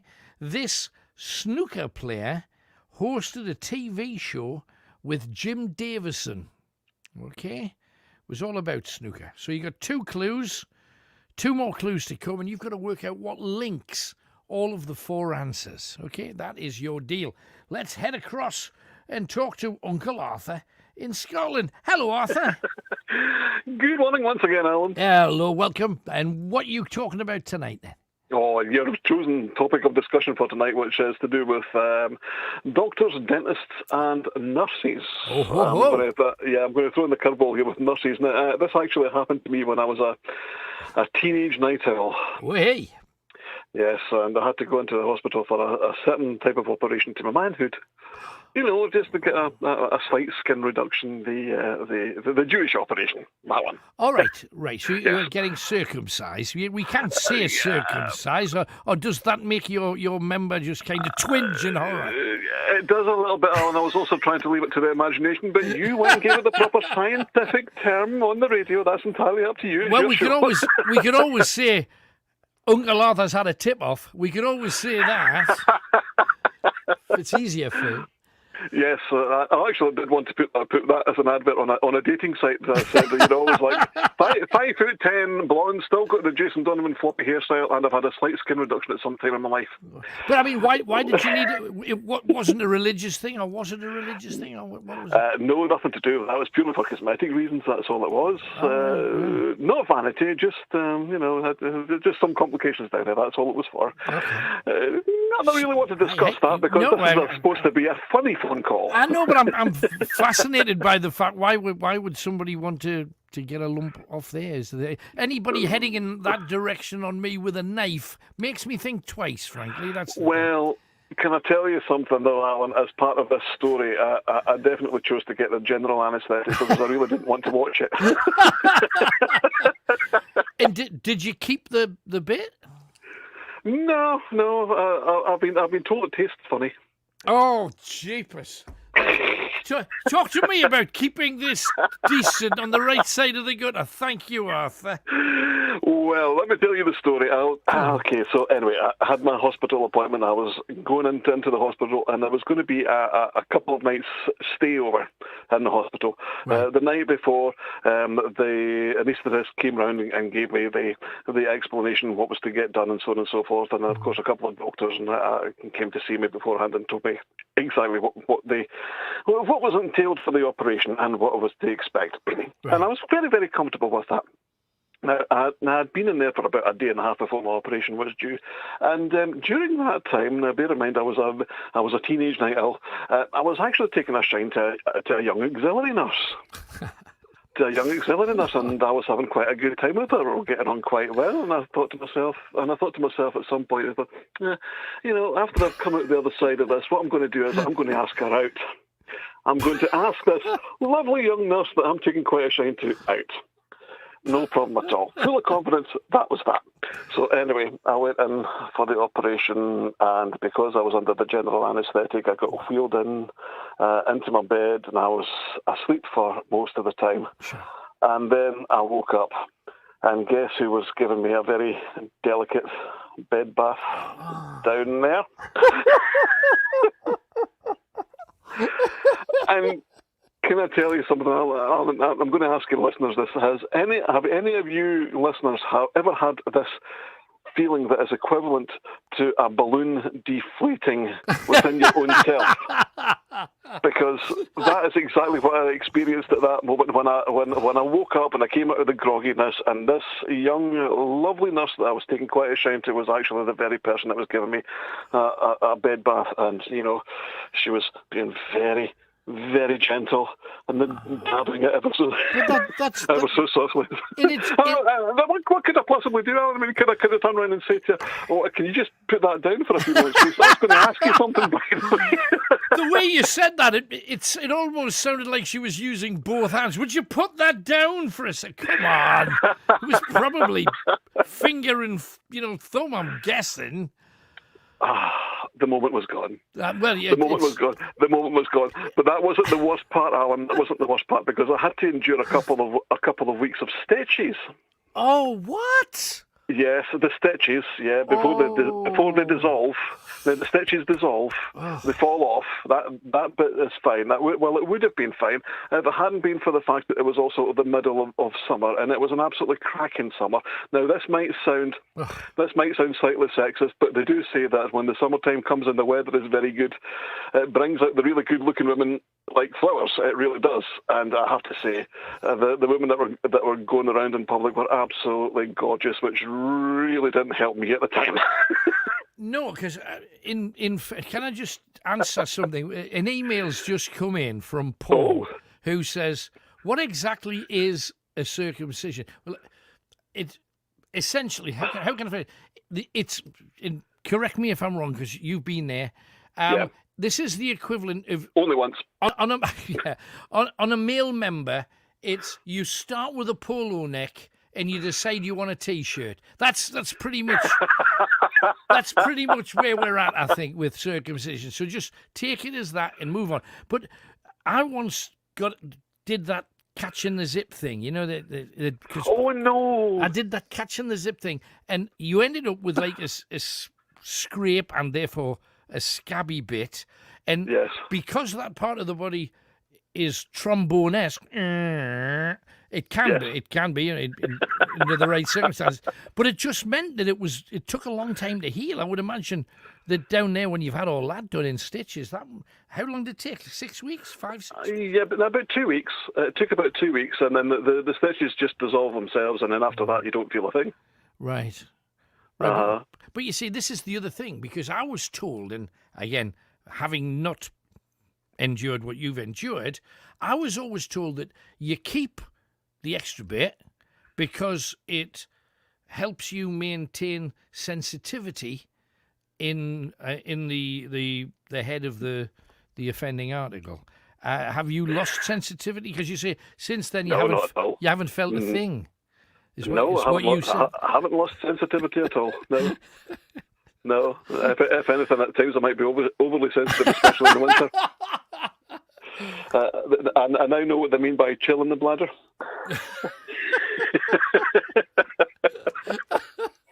Oh, dear. Arthur, I always thought I knew you well, but blimey, we know you a bit better now, frankly, don't we? That's perhaps a bit too well on this occasion. Anyway, Alan, I really must go because, as you know, I'm hogging the show. It's no problem. Always a pleasure. Thanks, Arthur.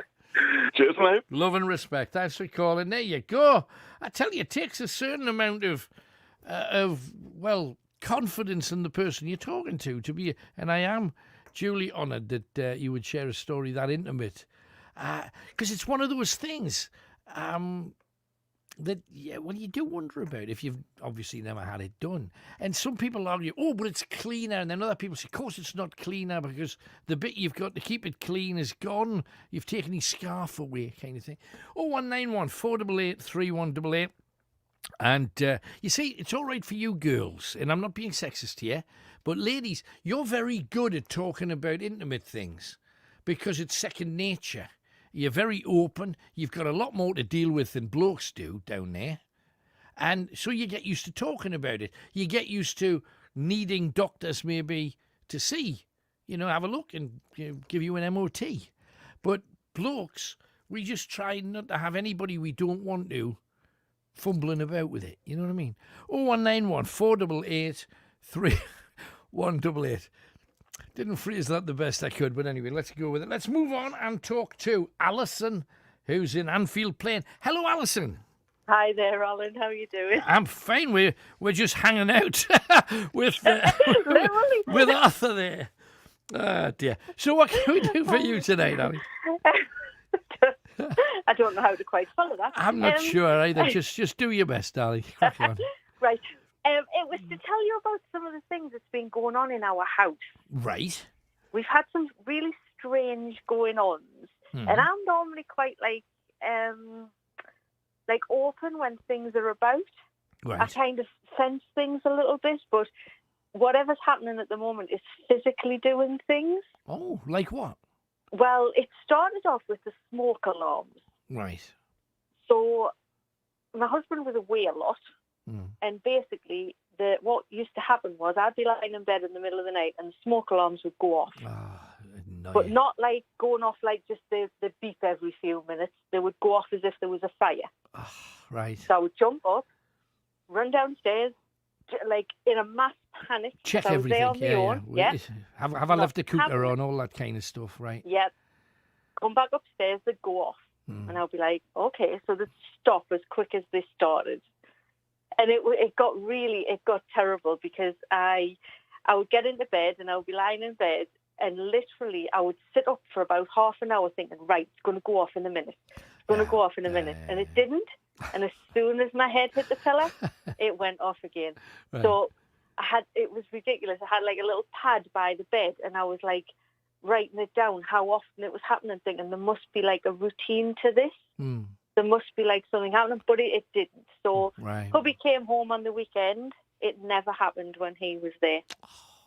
That's irritating. Because then he's thinking she's exaggerating. Exactly. I was recording it on videos and all sorts. So we ended up getting the electric smoke alarms disconnected. Right. Because these the ones wired in, not the clip-on. Yeah, so I just thought, there must be an electrical fault somewhere.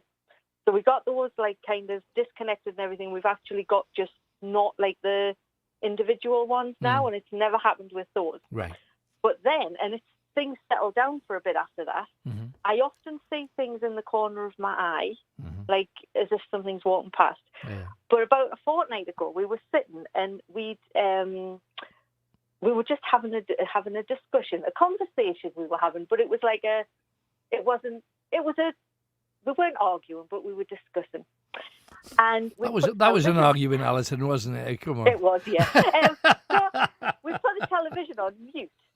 Right. As you do. Yeah, absolutely. And we're just sitting there, remotes on the side of the settee, and we're talking, and then all of a sudden the television goes off mute and comes back on. Right. So you just think, okay, what's happening here? Yeah. Switch it back on to mute again. Got back into our discussion, and again, television switched off mute. And I thought, well, this is a bit strange. This went on for about an hour because the argument was finished then. We were too busy thinking what's going on with the remote here. Yeah. It got to the point where it could switch it on to mute as well. Oh, that's irritating. And we were actually asking. And the telly was just going like literally switching on to mute and switching off mute. So that went on for about an hour. We were just fascinated thinking, this is amazing. This is like really fantastic. Yeah. And then about 2 days later, we were coming up to bed and I walked into the bottom of the stairs and noticed the keys were swaying in the front door. Right. Well, it was hilarious because I was like, it must be something to do with the key ring or there's a draft or something like that. Well, we took videos and Rob stood there going, Alison, that's physically impossible. They can't carry on moving like that. We've got a video for about 7 minutes long where the keys are swaying That's great. from side to side. Yeah. And absolutely nothing to cause it. And then about a few days after that, I'm sitting at my computer and I've got these glass ornaments that like hang in like a metal frame. Right. And I'm sitting at my computer and I get this just feeling that somebody's there. Well, I was in on my own. I turn round and the heart's swaying in the in the like metal frame. Right. And things like that. This last 2 weeks have just been happening. I've got them all on video. Within the, just before the 2 week period of activity started, were you doing anything to the house? Was any kind of routine changed? No, not really. I would say like it's been quite stressful because like Rob got another job and then he's not working again, and it's been like the normal like kind of stress, and I think that's the only thing. Like to me, I feel as if there's just people around us. Because it's that when things get tough, it's fairly reasonably well documented that Spirit's supposed to come back and try and help and try and support and all of that. But keeping you awake in the middle of the night and playing with your remote controls not exactly supportive when you're stressed enough, though. So it's kind of weird. It doesn't, things like that don't stress me, but they fascinate me. Yeah, no, I see that. And the stuff that the things that you see out the corner of your eye are just dark shapes. You can't make out who or what they are.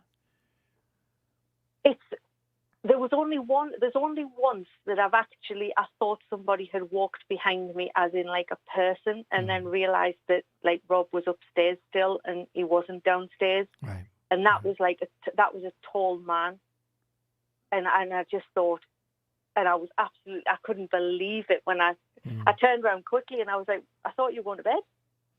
Right. And then I like looked around the door and thought, he's not here. Right. Yeah. And that's the only time that I've kind of seen a physical kind of something. Everything else is just passing. Have your neighbours been in the property longer than you? I mean, do they know who lived there before you? Or do you the houses are only about 12-year-old. Oh, wow. So they're not very old. And before that... What was on the ground that you're at? It's been like there's a mine shaft in the field next to us, like the air vent. So there's a mine quite close to us. Right. Before that, it was just kind of factory kind of things. So there's not been any houses on here before. No, but there's been places. Well, first of all, mines. You cannot say they're not exactly safe things. There's a lot of death and mutilation and negative that goes on, and also factories, for heaven's sake. And we're talking back in the day factories as well that didn't have a particularly good health and safety record. So there's all kinds of possibilities there, isn't there? It'd be interesting to find out what was directly under your row of houses before they were built as well. That it was a battery factory. A battery factory, right? Yeah, because there's lots of stories about the stuff out the batteries being dumped on the land that our houses are built on. Wait, blimey, if you're talking about mysterious energy, they're burying real energy down there. That's fascinating. But I mean, you've never been like scary about it. You've always been fairly matter of fact about it. I'm not scared. It's kind of for years I've had things happening, so I'm not scared at all about things like that. It just absolutely fascinates me. Yeah. But I've never had as much kind of... Everything's kind of been a feeling. It's never been physical. But now you've got proof. You've got proof on camera. Now it's physically happening, so it's like, it's just fascinating. But it's kind of, I thought, like for yourself, it's something I could possibly do. Because I saw the thing on Thursday with the coins. Yes. And we were going to do like something like that. We tried with a marble. Right. And things like that. So I thought, any ideas? There's lots of simple we could do. Spirit traps, millions. There's millions of things. You can also, the ornaments that you've got that are standing on things, like a vase or a jug or anything. You can use them instead of the coins and just put them on a piece of paper, draw exactly around so that they're exactly on it. The other thing that's quite common, and Chillingham Castle gave me one of the most amazing situations with coins. I got 10 1p coins and I stacked them up and I put them in a place, and I didn't tell anybody else that was in the castle where they were. And I didn't go back in that room at all. Instead, I took a photo of the coins and then left it. And then at the end of the show, well, about 20 minutes before the end of the show, I sent one of the victims that we had in the castle to go and get the coins. And they came back with 9 coins. So I said, well, where's the 10th coin? He says, there was only 9. And when we went back, on the floor, in front of the bit of furniture that I'd put the coins on, there was a coin. Now, this is impossible to do with your fingers. Mm-hmm. The penny coin was bent in a U shape, and there was no sign, because you'd need pliers or something to, do you know, or a hammer. But there was no marks at all. No hammer marks, no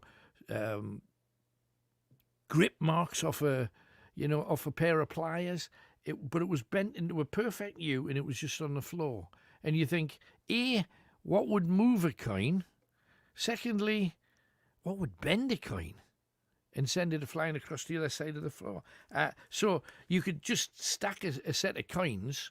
But what I would always advise you to do is, because sometimes you think, oh, they've moved, but that was the way you left them. Just you'd approach them from a different direction. So always take with your phone, just take a little thing so that you know what you're talking about. Then you can come back and say, this was 10 minutes ago, this is now. Have a look at that. The other thing that is fairly common when there's activity is particularly the movement of photographs. Do you have any photographs of people that have passed, parents, grandparents? Yeah. Keep an eye on them, because that's another thing. If, for example, you even put a pencil down and you put the base of the photo along where the pencil is, the pencil could move or the photo could move. Either way, you'll have evidence that it shifted somewhat. Other people people put down, and you've got to be careful with the paper traps, because a lot of people use paper traps, and they'll put like a little piece of paper on a mantelpiece, and they'll say, when I came back, it was on the floor. Well, any door you open will create a draft and send them. So I'm always skeptical about those kind of things, because that's people who are just desperate for a result and they don't mind cheating for it. But it's not the cheaty ones that count. It's those keys that move for 7 minutes on their own without stopping. That's the kind of proof we're talking about. And what we did was we kind of held the keys so they stopped. Right. Put the video on so they were stopped. Yeah. And then they start swaying again. Fabulous. So it's fabulous. But it's things like the bed. This is another one that's really bizarre. We'll be lying in bed on the night time, and I'll go, does it feel like the bed's shaking? And it's not like as if somebody's shaking the bed. He's just, your man's obviously just an animal, Alison. Yeah, well, that's it, yeah. But, he's clever, because this is like a vibration. Well, some people pay money for those kind of beds. It's really bizarre, really bizarre. That is strange. So why would they? Is it when you're both in it as well, or just you? Both? No, when we're both in it. Right. Because we'll kind of like say, can you feel that? And you just, it's like the very slightest vibration, and then all of a sudden it'll just stop. You haven't just got your rabbit in the bottom of the bed and you'd forgotten about it. I've even looked into, because we're like over the top of the hill from where the open cast is on the way to concert. Oh, so you're thinking big trucks and stuff, maybe? Yes, I'm thinking, because somebody was on about like the stone planes that are underneath. I can't remember what they're called now. Tectonic plates. Yes, we could be on it like the same line as something else. Yeah, that's causing movement and it's possible, kind of vibration in the house. But 7 minutes. Yeah. That's a usually you get if you get a movement, it's short and it's sharp, and it's not 7 minutes normally. But... And it was the swaying as well. Right.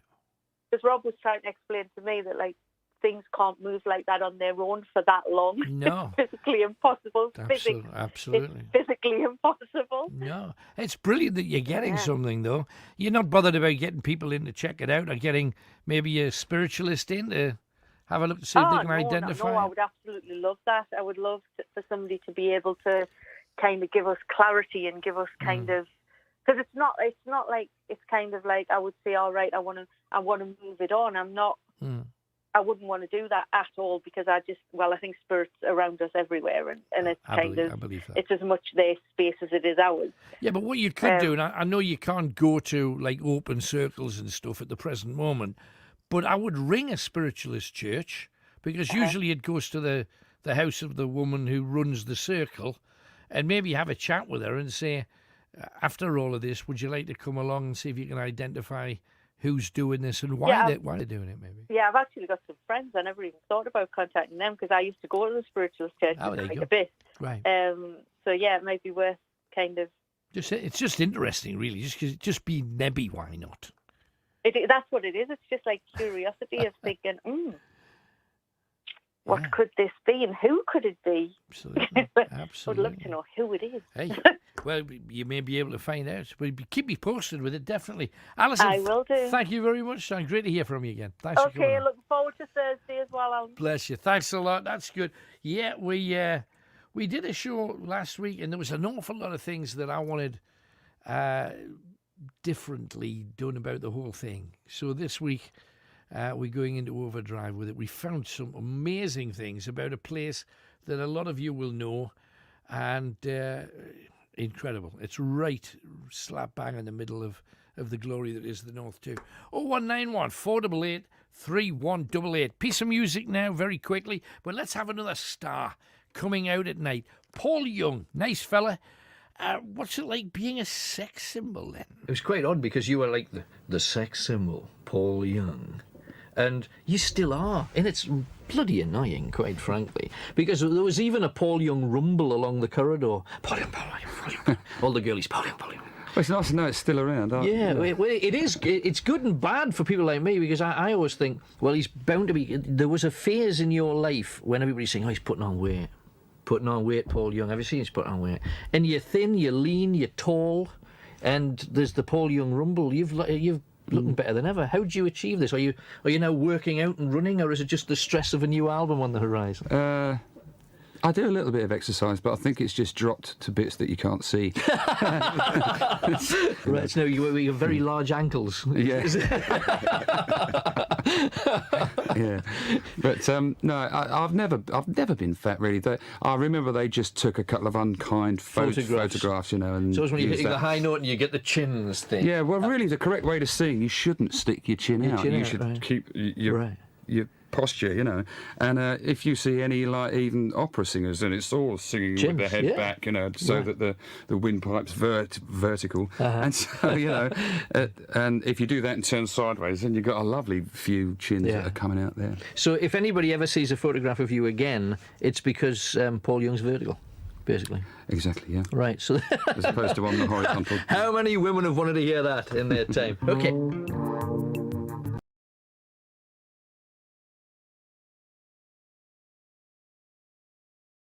Of Anne Robson's Night Owls. With the voice of the North.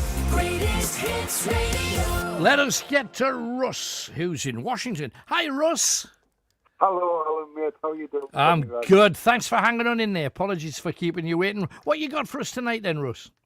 Couple of things, mate. Couple of things. First of all, Cutting Ghost Night the other night there. Oh, what a night that was. Well, bless you. Thanks, man. We're working hard on it to get them bigger, better, stronger, and got a few surprises for Thursday, definitely. Fantastic. Can't wait for it. Can't wait for it. Thank you, man. We'll keep on keeping on. Thank you. Yeah. I was a regular caller in the 80s. Right. Going back a bit, like, you know, but obviously your life changes. You get to work more here. And no, absolutely. Life gets in the way. It does, mate. It does. But I'm settling down now. I'm quite happy. And things is coming. Good. But what I've got to tell you is my past history with dentists. Right. Was quite horrific, to be honest with you. What quite happened? Horrific. Yeah. Well, I had buck teeth. Very buck teeth. I was like, when it comes Donald Duck or Daffy Duck or whatever. I had right. so much fun. Yeah. You had the big teeth sticking out. Sticky out tooth us, right. Aye. So I had regular attendance to the dentist, and they took pictures and, you'll need a brace for this and a brace for that. Great. Wow. just what a young kid wants. I was about 8-year-old, mate. Yeah, just fight off those girlfriends. Absolutely. You just need a brace and that'll do it for you. Anyway, this one time, I went to the dentist. I won't name the practice. All right. I don't want to put them down. Right. And there was a fire next to the gas tanks. My mum, who took us to the dentist, thought, crikey, well, do they know this fire's going on? And she ran upstairs. Here's me, freaking myself out. Right. And within minutes, an attendant came down. Oh, it's on fire. And I'm sitting thinking, scratch my head. Call the bloody fire brigade, for God's sake. Yeah. And I forget the name of the dentist. He came down because he heard the ruckus going on. Yeah. And he just flung these gas tanks away from the fire. Right, yeah. And I'm thinking, God, you're going to save our lives. And I'm only like 8, 9 years old. And he's flinging these gas tanks away from the fire. Yeah. And then he says, right, Buzz Kelly, come with me. He's got an appointment. Oh, what? Yeah, I was going to say, because the whole dental practice could have been in 3 streets further over if he'd have just left it. Exactly. I was like, God, I'm pooping myself now. What am I going to be like in 10 minutes? Yeah, well, I think deep down you had a feeling, I might get away with this if I'm lucky, but no, it wasn't going to be. Did nothing. I had to go and see him at the same thing. I thought, bloody great, So that was my dramatic dentist appointment. Good lad. Top I've still tier. got crop teeth, by the way. So what happened? I mean, because nowadays they're advertising this new thing that I can't remember the name of it. I've just seen the advert on the telly where they say they've got this new thing. It's kind of like braces, but without them being metal. It's this new brace system that's supposed to push all your teeth back together. It doesn't matter how old you are as well. It kind of straightens up all the teeth. Is that not an option for you, maybe? Well, it would have been back then if the technology was there then. Right. But at the time, I had to wear this crappy brace that, I don't know how you get away with it. 'Cause one of my mates had a brace on, and he says, "Oh, when I chew me food, it cuts me gum at the side, and it was just really uncomfortable." And to me, I have enough time trying to get bits out of me teeth when I've just had me dinner, let alone if you've got a whole load of metal work in there as well. How did you cope with it? It was difficult, mate. I mean, in the 80s, which is when the biggest time I had the brace, I could eat, no problem, Right. But then I didn't just have to clean my teeth. I had to clean the whole bloody brace. Yeah. And it was a nightmare. But, kids adapt, which I did. And absolutely. I got sore, like. Wasn't the best of me. Did it hold you back with the face sex, did it then? You know what? There was one girl, and she just talked to me, and she knew that I was not confident with having this brace on. Right. And we're still best mates to this day. Oh, that's nice. That's nice. She just lives on the street. She was my first true love. Oh, that's sweet. Because I went the opposite way for me. I mentioned before that a dentist took the wrong front tooth out. And I had a tooth growing kind of along me gum at the top. And that was the tooth that should have come down and filled the gap. But the dentist thought, oh, well, obviously that tooth won't come down unless I take this other tooth out, which meant I had this huge Joe Jordan gap. For those of you that know your football, the footballer always had this huge gap in his teeth. And I remember, you do the... I'm not going to open my mouth when I smile. I'm just going to smile, and like that. It's not a good look. And I thought I'm finally going to ask this lass out that she lived up the road. She wasn't a stunner, but I'd asked all the stunners and they'd already refused. So I was working my way from slightly less than stunner down to just because as far as you need to go, man. It's a thing we have to do. And I asked this girl, and she was being pretty nice. And then there was a hint of smile. I made the mistake of hint of smile, and she saw, and then she disappeared with her pals. And then 2 minutes later, all 4 of these girls come forward doing a song about, and pardon my language here, a toothless get. And I guess who that was? So, and you talk about a knock to your confidence when you're 14, you know, it's like, oh, God. Yeah, that's the crack and tail. I know, let's spend the rest of the week in the house. I'm not going out, because everywhere you go, suddenly Here's the Toothless Get song appears again. That's less than ideal. Hey, but good talking to you, Russ. Thank you for coming on, mate. I've got something else, mate. Oh, come on then, bring it on. Yeah. The ghost hunt at the castle last week. Yes. My God, did you know, and how many pictures have you seen of what actually bloody happened up there? I saw none of it, except I was there, obviously, so I saw it all, but I haven't seen it back. I've got it to watch this week. I think you've read the chat when you were there. Some of it, some people sent me photographs of things that they've picked up, and there's an entire figure on one of them. So it's what have you seen? What did you see when we were doing it? Multiple orbs, right, following you, and there were different colours as well. Right. There wasn't just like a light. There was like a dark blue and how can I explain it? Like an aqua colour, you know? Right, Yeah, and most of them were inside of you, and when you moved, they moved. And right, oh, wow. It was fantastic, Alan. It was pretty brilliant to watch, like. Oh, well, I'm glad you enjoyed it, mate. Thank you. Thanks for being with us. We appreciate it. No, we're trying to do this as a weekly thing and build it as big as we can, and if we get enough supporters, we'll start doing a nightly, night owlsy type thing. That's the long-term ambition, and who knows? Supporter right here, mate. No problem at all. We'll do our damnedest. Thanks again, mate. I'm going to have a good watch of it, so hopefully I'll see what you guys saw. I mean, I know a lot of people on the feed were saying things like there's a this here and there's a that there, but when you're actually doing it, you can't even look at the feed.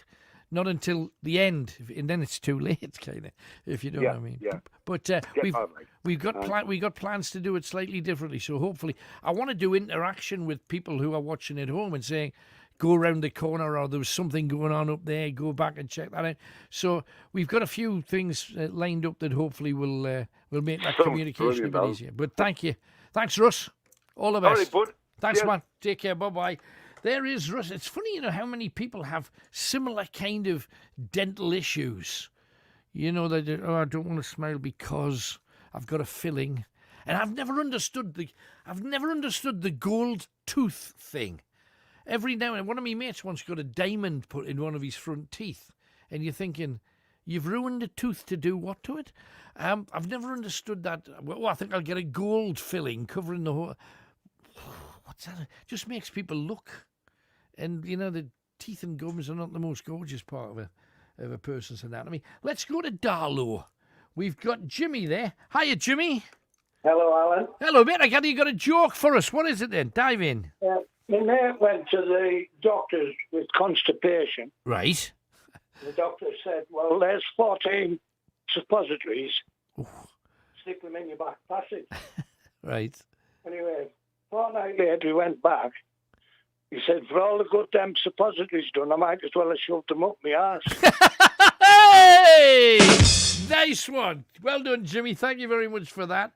The other gag, somebody sent this one in as well, and it was about Uncle Arthur from Scotland, who says, Uncle Arthur should have kept the end of his member, because if you sew a lot of them together, you can make a small handbag. And then underneath it says, and if you rub it, it turns into a suitcase. Okay, it's an old, but it's a gold.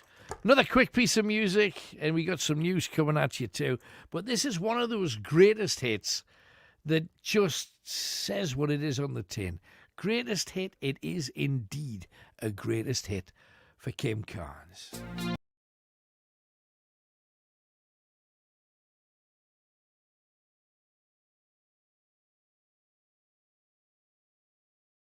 The Home Secretary's called violent protests in Bristol, which resulted in 2 police officers suffering broken bones, unacceptable. Crowds gathered to rally against a proposed bill which would give authorities more powers to deal with demonstrations. Windows of a police station were smashed and vehicles were set on fire. Graham Wetton is a policing analyst. Today, police forces will be looking at their responses to these types of protests, the intelligence and information they've got on them, and their capability to react to fast-moving and spontaneous public disorder and criminal offences that we see take place. Coronavirus jabs being given at a rate of 27 per second at one stage have contributed to record-breaking numbers for a third day in a row. Almost 900,000 people have been vaccinated in the UK within 24 hours. The government's trialling new technology that could halve the time it takes to detect new variants of COVID-19. It currently takes around 4 to 5 days to spot known mutations from positive samples. The government's revealing its 5-year plan for the armed forces later, which will see the creation of a new commando force. The document is expected to confirm a cut in the number of British Army personnel. Mikel Arteta says he saw the worst and best of Arsenal as they came from 3 goals down to draw 3-3 with West Ham in the Premier League yesterday. Alexander Lacazette's late goal earned them a point. Arteta admits some of his side's defending in recent games has given him nightmares. That's what it keeps me awake, because it has happened too many times, too often, and at that level you cannot do that because the opponents are so good and the margins are not that big. And then the other one, the positive one, is that the level that we played afterwards, of course. And Rangers remain on course for an unbeaten Scottish Premiership season after drawing 1-1 with Celtic. The Old Firm match was the champions' first since winning the title over a fortnight ago. From Sky News, I'm Kat Suave. Thank you, Kat. So, let us crack on. We have Stephen coming up. We will zip across to him very, very soon. He's in Durham. But let's give you a third clue first. Clue number 1. He had greatest hits with When I Need You, The Show Must Go On, Long Tall Glasses, One Man Band, and many more. What was his name? Second clue. This snooker player hosted a TV show with Jim Davison. This snooker player hosted a TV show with Jim Davison. Okay? Third clue. An anagram, and I know you hate anagrams, but this is a small word, so you might be able to do it. An anagram of arise. A-R-I-S-E. An anagram of arise. Arise. Okay? 3 clues. 1 more clue to come. You'll have that in the next 20 minutes. So get ready for it. Let's go to Durham and have a chat with Stephen. Hi, Stephen. Hey, Alan. Hello, Ben. What can we do for you tonight? So, yeah, I don't agree with the tests out there with this pandemic, you know. This reference thing's gone to the head. Right. Why do you think that? Because they go out everywhere, haven't they? There's in London, and this with the COVID, in normal times would be all right. Right. So, do you think the government's handling it the right way or the wrong way? How do you think they should have dealt with it then? The right way to give the police the powers. And all that, Right. You see, a lot of people think, though, that we've always had a right to protest if we didn't agree with something.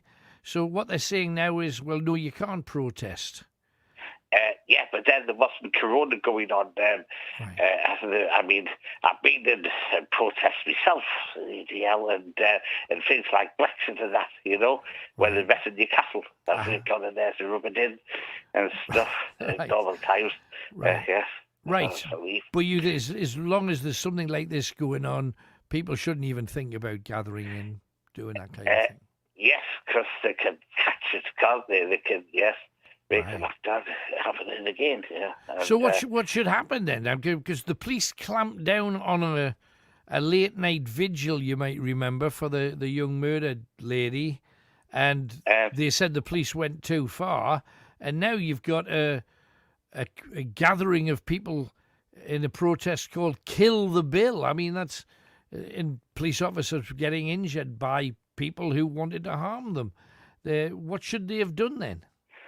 That's true. They could have done it online, you know. There was protests and stuff rather than going out there. The bill from your police wouldn't have had to go out there, would they, and sort things out. So if they're going to protest, they protest online, just not in the streets, you think? Right. Yes, for now, until the lockdown ends and all that. Right, okay. Anything else then? Yeah, about dentists. Oh, yeah. I had a lovely dentist, Alan Wilson, you know, before he retired from Wylam, you know, and used it, anyway, in the surgery, and then Heaton as well. He had it there, and his son-in-law, Dr. Grime. And, so... was he a gentle dentist, was he? Yes, teeth are giving you fillings and everything. But, and then the latest one is Claypath, since you see a lot of these dentists went private after Alan Wilson left and Miss McKay came. And the same Miss Langley Park, Mrs. Tiffin. So I was sick actually when they put the impression in Ian Cartwright's dentist, because I've been drinking. I've had a lunchtime drink, you know, a pint. Oh dear. At Serpent Club. When I came back, after the chair, and they put their impression in and then on the dentist chair thing. Oh, that's and no for me. Cross. Do you think it was the alcohol that made it? If I didn't drink? I think probably, because first of all, they fill your mouth full of what's like plaster, isn't it? And it's an uncomfortable thing. And if you've been drinking and you might be a little bit cockily with the drink, having something like that in your mouth's going to set you off. So good job. Dentists' chairs are made of that wipe-off stuff, you know? Yes. What a shame. Anything else then, Stephen? Thank you for that. And Middlesbrough thing, you know, that player should have got sent off, shouldn't he? So what he did to Dale Fry in Derby, yes? Yeah, absolutely should have gone. Should have walked for that, no question about it. Yes, I'm looking forward to the lockdown, indeed. I think everybody is. I met back in church this morning. Durham City Baptist Church went back for the first time. Right. Did you still have to socially distance in there, though, I'm guessing? Yes, we do, yes. Right. There's seats up, you know, in front, and, not even the same line, old, you know. Right. Now, it's good to get back a little bit of normality. Good to have you on, Stephen. Thanks for calling. Bye. Take care, man. Bye-bye. So that he is back to church, but with a bit of social distancing, and all's well with the world. Easter has filled in his census online, and he sent me proof. It says here, thank you for completing your census. There you go. And it's does two things. A, it's proof that he's done the census, and B, if he looks up to what he sent in to me, it also proves that he can't spell census. 0191 488 3188. But good job, mate. He's going to get his lie in now, you see, which is good. Jordan's in Ashington. Let's head over there. Hello, Jordan. Hello, Alan. Hello. You all right? Yes, I'm good. The strangest thing for the dentist for me was when I went to North Tyneside and I got my teeth took out. Yeah, what happened? They put us to sleep in there. I got two holes, they had filled me holes. But the stupid thing is, I went with my granddad, Alan, to in a car, and there was loads of holes in my teeth after I had a McDonald's. Right. I don't think McDonald's necessarily would turn your teeth into cheese, you know. No, loads they of holes. They had put fillings, and I had went straight to McDonald's. Oh, I see. So the fillings hadn't set yet. Yeah. Oh, that would be. Then you've got to get it all done again. Yeah, I know. What a I hope the McDonald's was a good one. And lockdown's been keeping us good. I've just been getting out more and that for fresh air. Yeah, I asked before whether anybody achieved anything, actually done something good during the lockdown, and I was hoping people would come and say, "Oh, I'm fitter now than I've ever been," but not really. So you're the first one even to comment on it. But so how far have you got, or did you just go out for like a little walk around where you live? Just go out for little walks and that now and again with my granddad and that. Like just there, but I keep the distance, obviously. Right. But I just walk with him and that. Yeah, because you cannot just stay in. It's almost like a prison, isn't it? If you stay in, you got to get out, get a bit of air. 7 months. 7 months is definitely not good. Like sitting in the house. Well, it's a year now in total. I know we've been in and we've been out. We've been in and we've been out a couple of times. Bit like a national hokey cokey, but good to know. Hopefully that we're heading towards the end. I want to shout a couple of friends out if that's okay. Do it, man. No problem. Can I shout out Jack Hope and Lindsay D? You just did. Thank you very much. Good to hear from you, Jordan. Thanks for calling. And we a little bit earlier on I said that we had some absolute treats for you. Some amazing calls about, well, doctors and similar things. And we've got all kinds of wonders lurking for you. And the first one that we're going to go with is something that a few callers have actually mentioned. I talked about getting your teeth out, but some of the things that happen to little babies, little tiny babies, it's just horrifying that they're so young and they have to go through stuff.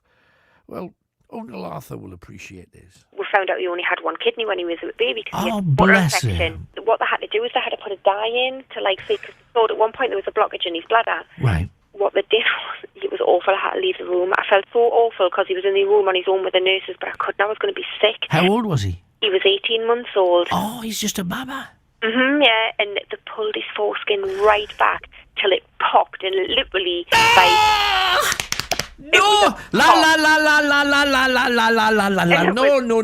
You catheterize him? No, my good gracious. It was horrible. I don't want to talk to you anymore, Jane.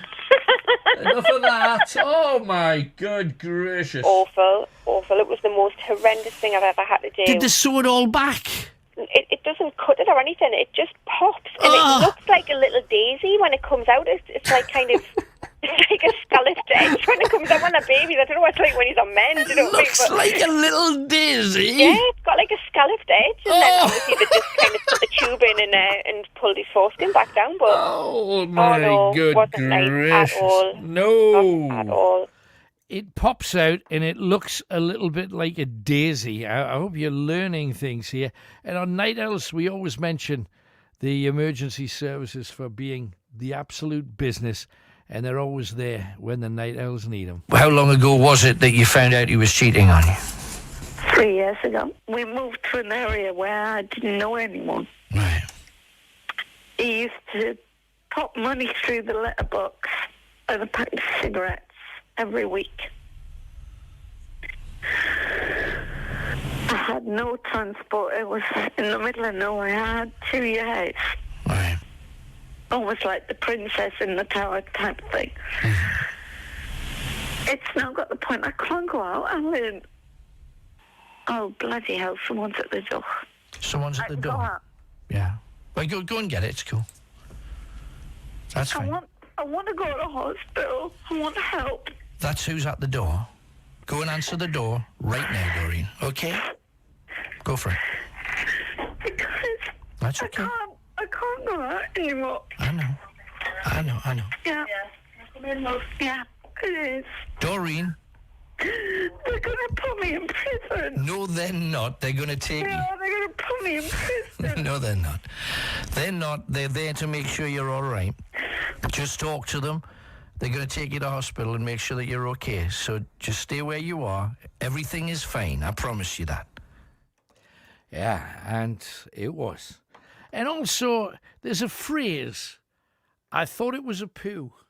Now, it doesn't matter what the rest of it is. You were getting treated off the doctor for constipation and then had a baby. I needed the toilet. I thought I needed a poo. Right. Pushed down in the then come out to £7 12 ounces. Can you beat that? Pick up your telephone, call us now. And it just seems that men, because all of our genitalia is out, and a lady's tends to be an innie, we just seem to get more bother. They get on the coalface, had to climb over it, and this conveyor belt. Right. They were joined together by clips and metal pins.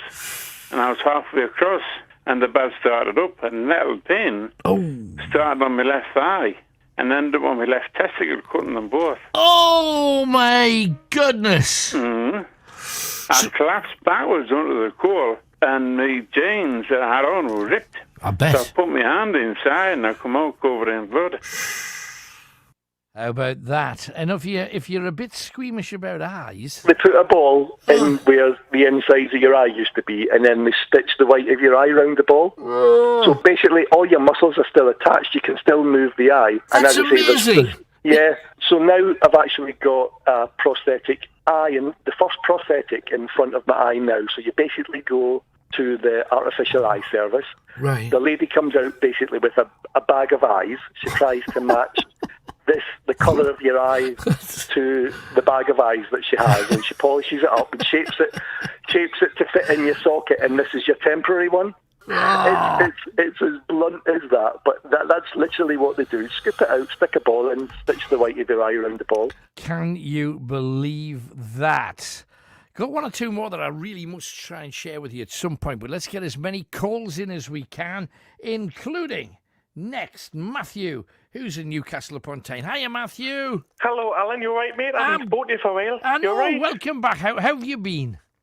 I've been fine. Good. I'm saying, Alan, I tried to come on last week, but I sadly didn't make the phone. I was a bit unhappy about that. But Well, just there's an awful lot of people trying, but you've got I know. on, so well Thank done, you. Matthew. I'm saying, Alan, do you think the government should be responsible for people not taking the vaccine? By the way, you know what I mean. By the way, Well, if somebody decides they don't want to have it, it's up to them. Yeah. You know, the government are trying to put pressure on everybody to make them have it. So do you think people that don't take it should go to prison? I think they should, because, I'm saying, Alan, a lot of people I know, and my brother Stewie won't take the vaccine. He's getting me to try and not take it, but I don't know what the effects are, you know what I mean? But I'm saying, they're saying if you don't take the vaccine, you can't travel on holiday and that, you know what I mean, by the way? You know what I mean, by the way? Yeah, you know what I mean? They are saying that, and it's kind of like... If it's best for you and if your doctor advises you to take it, and in your particular case... Boris Johnson said he's going to lock it down in 6 months. If it doesn't work, I don't know if that's true, is it? Well, that's what he says he will if it doesn't work. But you've got to remember the last 3 lockdowns didn't really work. So I don't know what a 4th one would do if the other 3 haven't worked. So... Fingers crossed. I'm saying, Alan, did you see the protest the other day? Because that woman died in the protest and that, and the other protest and that, by the way. Yeah. I saw that. I found it. The protest, the same 2 policemen have went to prison. Not prison. 2 policemen have went into hospital with broken ribs. You should never hit a policeman. That's true. If a policeman murders somebody, they go to prison. But if they've not done anything wrong, you don't go and attack them because of an outbreak. But you're saying, Alan, between me and you, policemen are there to protect you. You know what I mean? When I saw the people of the riot on the telly, it was like being in The Walking Dead. I thought, oh dear. I'll do my shout out to Mary and Jimmy, shout out to Neil, Deborah and John, Ryan from Walker, Josh, Stewie, Tegan, Ellie, Mace Stewie, and everybody from Charles Parsons. Alan, saying 2 more things. Do you think the COVID's going to die out, by the way? Yes, I hope so. Because I'm saying... They're saying if the COVID doesn't die out, it's going to take over our world. Because I'm saying, Alan, with Donald Trump going to prison, everybody can rest. I'm saying, Alan, I watched your Alien thing on Thursday, and I enjoyed it. I watched it. Good, thank you. I always come on it and watch it. I'm saying, still haven't been out yet, but I've been playing the Call of Duty. They're saying, Alan, they remastered the Call of Duty Modern Warfare 2, but the bad thing about it, you only get the campaign. I hope Tony hasn't paid loads of money for the campaign of Call of Duty, because the Pulper Show makes Call of Duty. Activision, Alan says, we kind of add the campaign, we kind of give you multiplayer, but they're going to add some maps to the new Modern Warfare. Alan, do you not think when they release games, by the way, should it be right that the Pulper Show makes the game, doesn't get a choice? they give away a choice to give the multiplayer to her. Because you're saying, Alan, you know, if you're a Call of Duty person, would you release the multiplayer if it was good, by the way? I'm just wondering. Yes, of course I would. If it was good and if it was multiplayer, definitely. Because I'm saying, Alan, they're saying that the people having trans thingied over at the PS4 or PS5, there's still people on PlayStation Vita, PS5, and yeah. Because I was playing on the PlayStation 3 the other day, Alan, and the graphics don't look the same. And people are saying, because there's companies saying until they manage 2 servers, you still can't get a PS5 stock. You've not got one yet, Alan, by the way. No, I haven't got a PS. I haven't had time, really. I've been a bit busy. But hey, lovely talking to you, Matthew. Thank you for coming on. 2 more things, I'll go, Alan. I'm saying, Alan, do you think it should be right that they do a storyline in Coronation Street about somebody trying to take over, knock the village down, by the way, Alan? Knock the village down, knock Coronation Street down. Yeah. I'm saying, Alan, do you know who Coronation Street's based on? I don't. Is it based on a man? Coronation Street? Yeah. No, it's just a soap opera that somebody's written. But, Matthew, thank you for calling. Look after yourself, man. Thank you, Alan. Good night. Take care, Bob. For me? Yes, we will. No problem. Thank you for coming on. There's just 2 more things. There's Matthew. 0191 488 3188. Mark sent this in. He says, a couple of years ago, I was crying with toothache. And after ringing all of the local dentists, including the dental hospital, all I got was, it'll be a week next Tuesday. I was on to my last dentist to ring, and the receptionist heard how much pain I was in and said, I'll fit you in 45 minutes. Terrified the young dentist in Mugseaton, but he was unbelievable. Just a really nice bloke. I even went and bought the receptionist a bunch of flowers after I left. Big up, Mugseaton dentists, says Mark. There you go. So well done, them. And let's go to the Wirral. We've got James lurking there. Hi, James. Hello. Hi, how you doing? I'm good, man. Good to have you with us. What's your view on whatever you want to talk about? Right. No, just to let you know, I did actually have my first vaccine on Monday, last week. Congratulations. You've been jumped. I'm only just over 50. I'm glad I did get it because there's going to be problems coming down the line in the next few weeks, I'm afraid. Why? What do you think? Well, it looks that way. Because don't forget, at some point, they're going to have to start doing second doses. Yeah. And that has to be the same vaccine as the first dose. It can't be a mixture. Right. So if you've had Pfizer first, you have to have Pfizer for your second, and the Oxford the same. At the moment, that's how they're doing it anyway. Now, I had no problem. Basically, I didn't even have to go to a large centre. Right. Did your own doctor did it? Did they? Yes. Right. Well, it was in our doctor's surgery. Yes, which is only a third of a mile down the road. Brilliant. They basically sent me a text from the surgery. Sent me a text. Yeah. I rang them back up, and I said, and they said all they asked me was, had I had COVID-19 in the last month? And the answer was no. Did I have any? Was I on things like blood thinning tablets, things like warfarin and stuff like that? Yeah. No. Have I got any other underlying health conditions that we need to know about? I can't remember what the other 2 questions were. There were 4 questions they asked me. Right. And they were all no. Anyway, they said, right, we can put you. This is a week last Wednesday. I rang them up. In the afternoon, they said, right, we can give you Monday afternoon at 3:30. And I accepted, and I turned up 10 minutes early because I couldn't go any earlier than that. Yeah. And they were ready for me a few minutes early. Great. So all it was, I had to go in the room, sit down, and they said, well, we're giving you the Oxford jab today. I said, that's fine. Right. And it was less painful than the flu jab that I had back in November. All right, that's good. So I know 1 or 2 people have complained about feeling either tired or having a dead arm and stuff. Well, did you have any issues? Apparently, I had no side effects whatsoever. Good. But apparently somebody did tell me that if you have had COVID-19 already and you have the vaccine, it causes problems afterwards. Some of the side effects can be things like a sore arm. I haven't had that at all. I haven't had any side effects at all.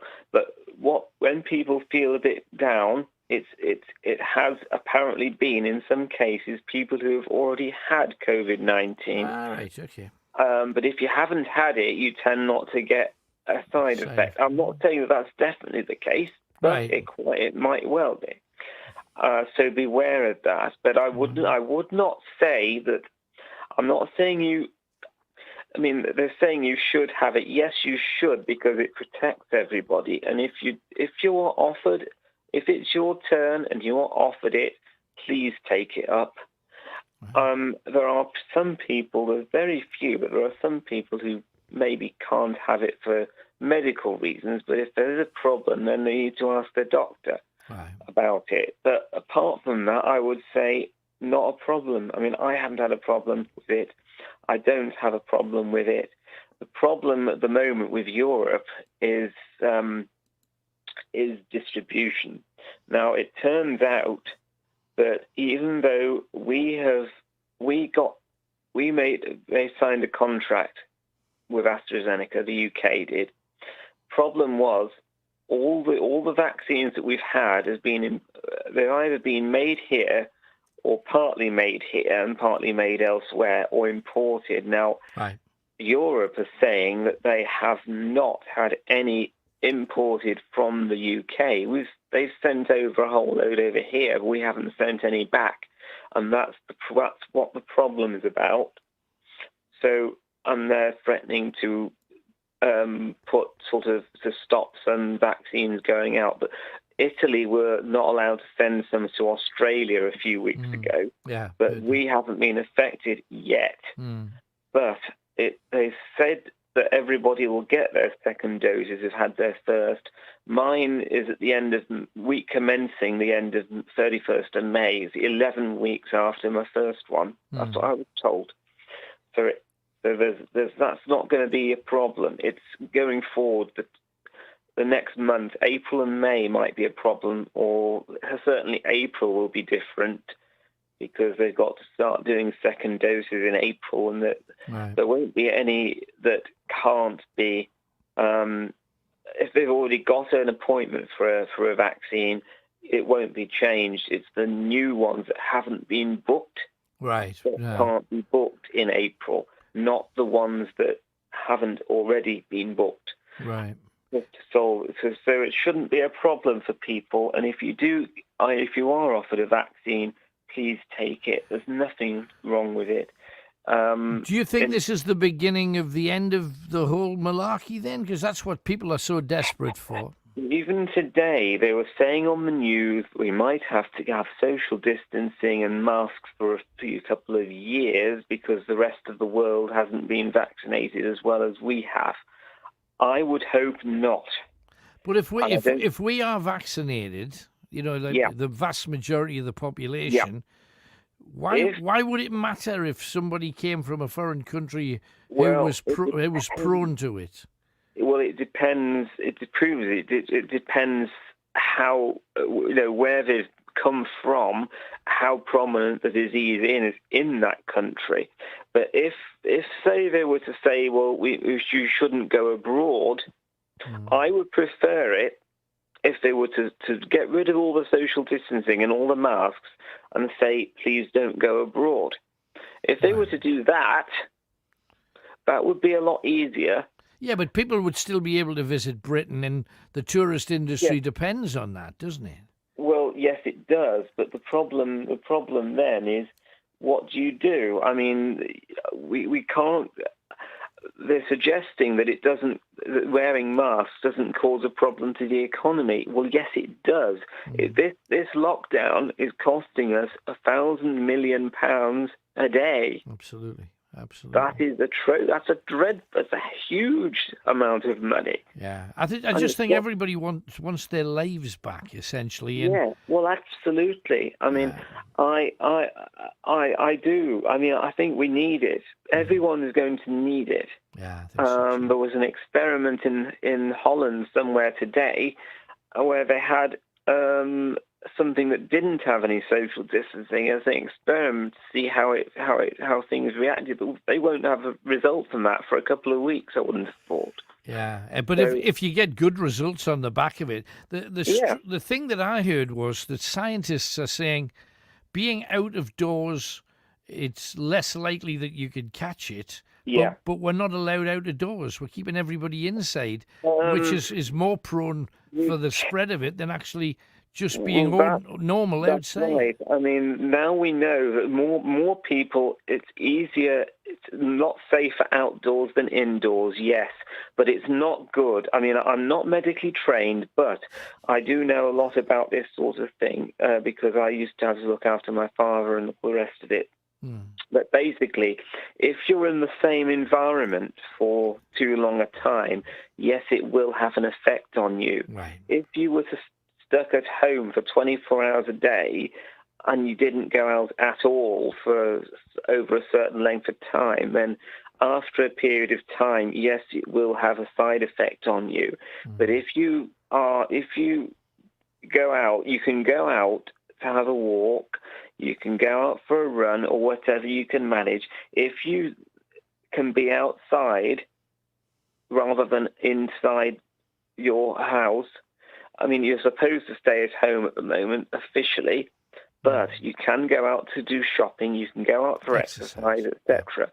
So, and yes, walking the dog is counted as animal welfare, so that's all right as well. Yeah. So you need, if you've got a dog, then you need to give it as much. Your advice is just get a bit of fresh air, but maintain your distance. Absolutely, it does you a world of good. Okay.